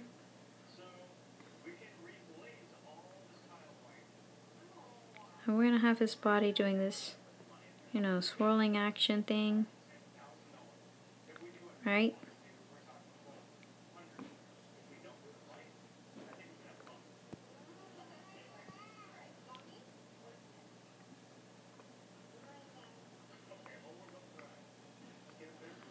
Okay, so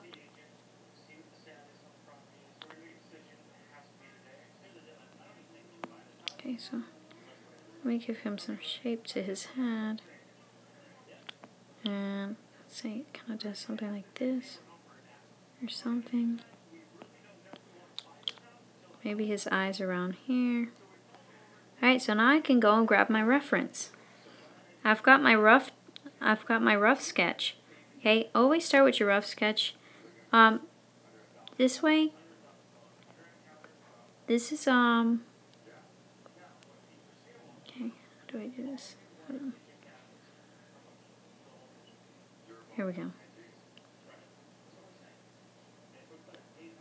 Alright, so now he's not going to end up looking anything like my picture, but I'm using my picture just to get an idea of, because this lionfish has some really neat fins, right? And maybe I can work that and make some lacy, pieces off of him. So I'll go through and I use this reference. And you can see the lionfish has these pieces hanging off of his face. Maybe I do something like that. And then a good idea would probably be to look up a picture of some lace, which I don't have one on hand right now.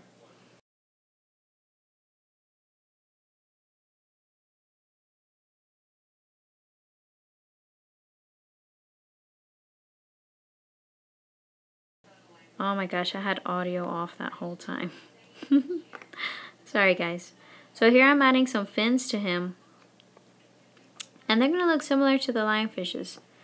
But when I go back and get some reference for lace, I'll look at some lace and I'll leave the detail for last. But maybe I'm going to do something that looks, lacy on these fins. And this is just to get an idea.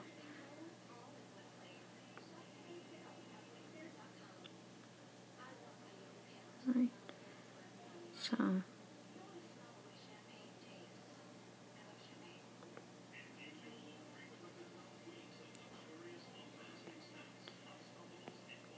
So this is, we're getting started here.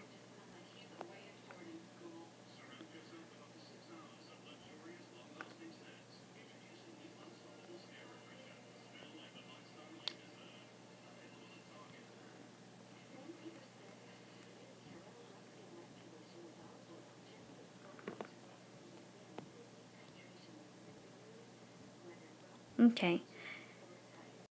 Alright, so yeah, I'll wrap things up. I know that was a really long class, and let's see, if there's any last things I was gonna mention.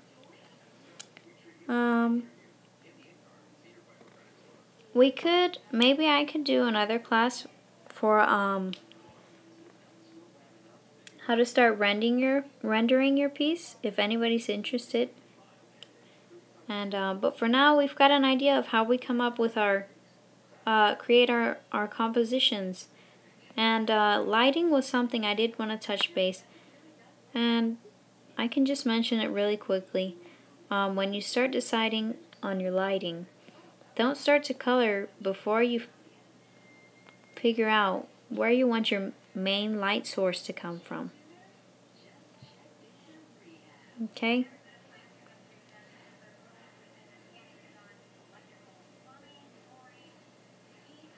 So what I like to do is I'll draw kind of like a spot, maybe a yellow spot, so I'll know where my light's coming from. That way, whenever I start to color him and to add my details, I know that my light is coming from up here. So, because I'm wanting to do this piece with him underwater, right? So maybe this is the sun shining through, the sunlight shining through the surface of the water. So this is to remember, and I could do that on a separate layer just so that it's there. And erase that from my main layer.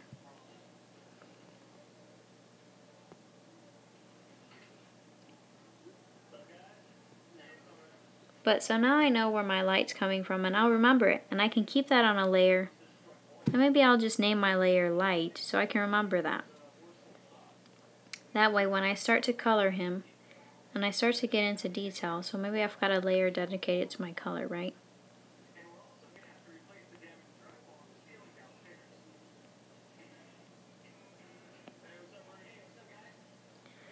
So maybe I want him to be, I'm not sure what colors I'm going to do for him yet. And I'm going to give you a link for some color, for a nice color website. But let's just say he's going to purple. And so now, when I'm coloring him, I can remember my light is up there. It's coming from here. So now my lightest colors are going to have to be coming from that direction, right? And his shadows are going to be down here, where the light's not touching so much, okay? So we have an idea kind of how the lights are going to be affecting your colors.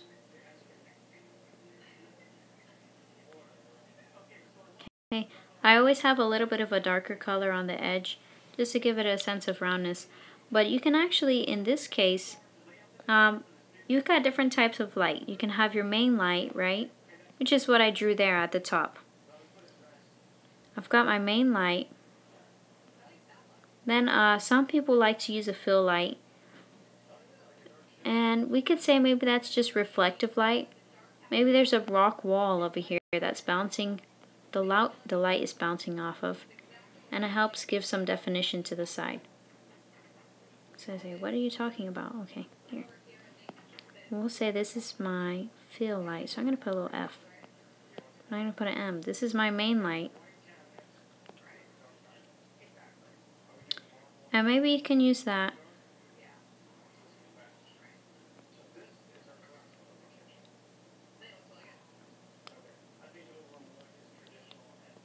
when you're rendering so that he doesn't get too dark.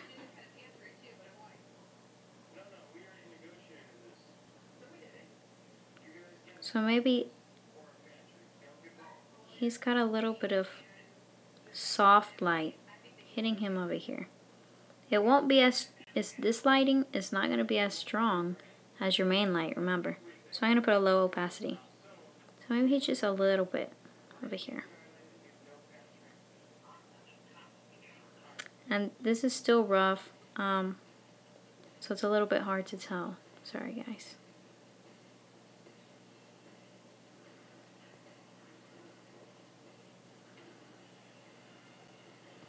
And if I do want this yellow light, I'm probably going to want some yellows in here. Ooh, too dark. Low opacity. And you can do a couple of streaks of yellow and take your color picker, and now you've got your purple, because I was making him purple, right? Mixed with a little bit of yellow, and you can take that, use the color picker, and use that color. The opacity is really low, so turn it up a little bit. But see, you'll start getting that hint of yellow from the sunlight. And then maybe you want to do, for the shadows, add some cool blues. He's underwater. The water's going to be blue. So that's going to affect the color on him. And we'll want to do some low opacity blues over here to give shadow.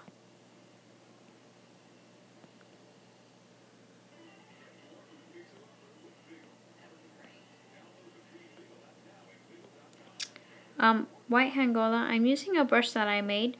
It'll be, if you download the brush, it's going to be in the natural media section. And it should say oil brush by Cassy. I put 3 in there, and I think it's number 3. You see, it's this picture here. It looks like this.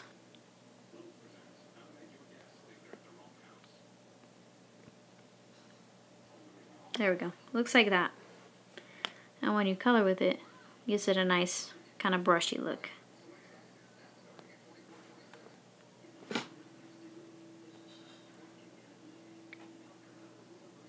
Okay, so obviously this sketch has a ways to go. And I'm not gonna make everybody sit here and wait. Unless you guys still want to watch, I can stay for some of you guys. But for lighting, that's gonna be, you know, that's about all I'm gonna touch on right now. So, you know, figure out your main light, and when you color, make sure you stick to it. Remember where that main source of light is coming from. You can also do rim lighting, which means there's a very little bit of light on the edge of the character, and it just makes him pop from the background. So it's gonna look like that, but you'd blend it in, you know. So I'd go in with low opacity, And I'll blend that in. And I probably wouldn't even draw that dark in the first place. Sorry. But maybe you can go in there with Dodge. To help make it look brighter. You do a little bit of white in there. And you're not going to even see this right now. Let me put a dark background in the back.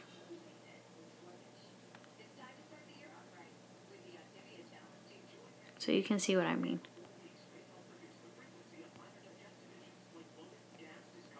Okay.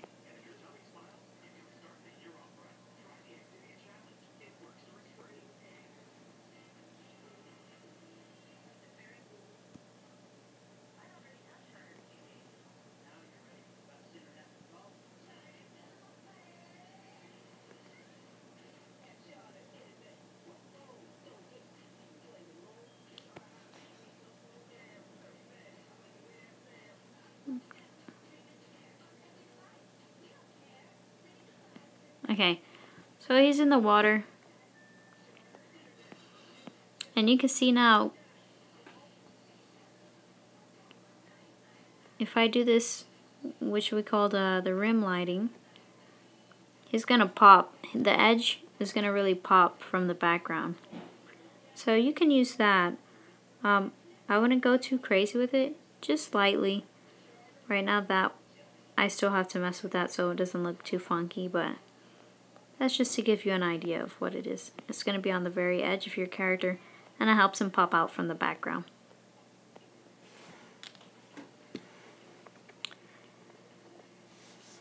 Okay, so, and the last thing I was going to talk about, I was just going to give you guys a link to a website that's really great for color.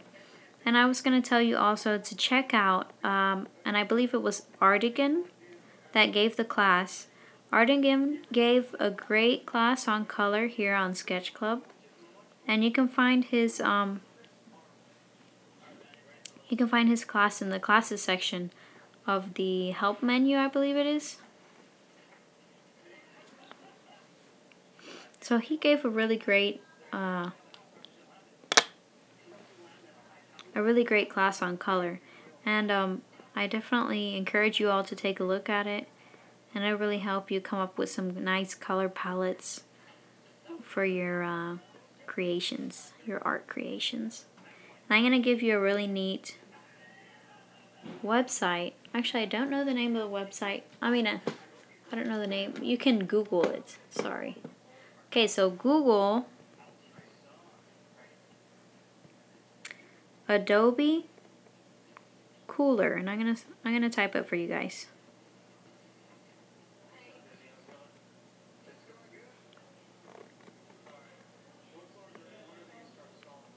Okay, I typed it there. Cooler spelled K-U-L-E-R. If you Google Adobe Cooler and go to the website, it's a really neat website. I'm looking at it right now, and it helps you and lets you pick color schemes. So basically, it helps you pick a color palette. Thank you, PK. There's the website, and you can go on there and create your own color palettes, and that'll help you come up with just different ideas that way you can base your photo off a good set of colors, or base your sketch off of a good set of colors. You can also explore on there. If you go to explore, people share different color palettes and they'll post them there, and you can look through the popular ones and whatnot, and it gives you a lot of great ideas for color. So that is the end of today's class. Thank you so much, everybody, for being here. I'm sorry it was so long. I know it took forever. But I really hope you guys enjoyed it, and I really hope you learned something. I'll post all the notes that we took together up, and then I'll talk to Jim about getting a competition started for it too, so we can see what all kinds of neat ideas we can come up with.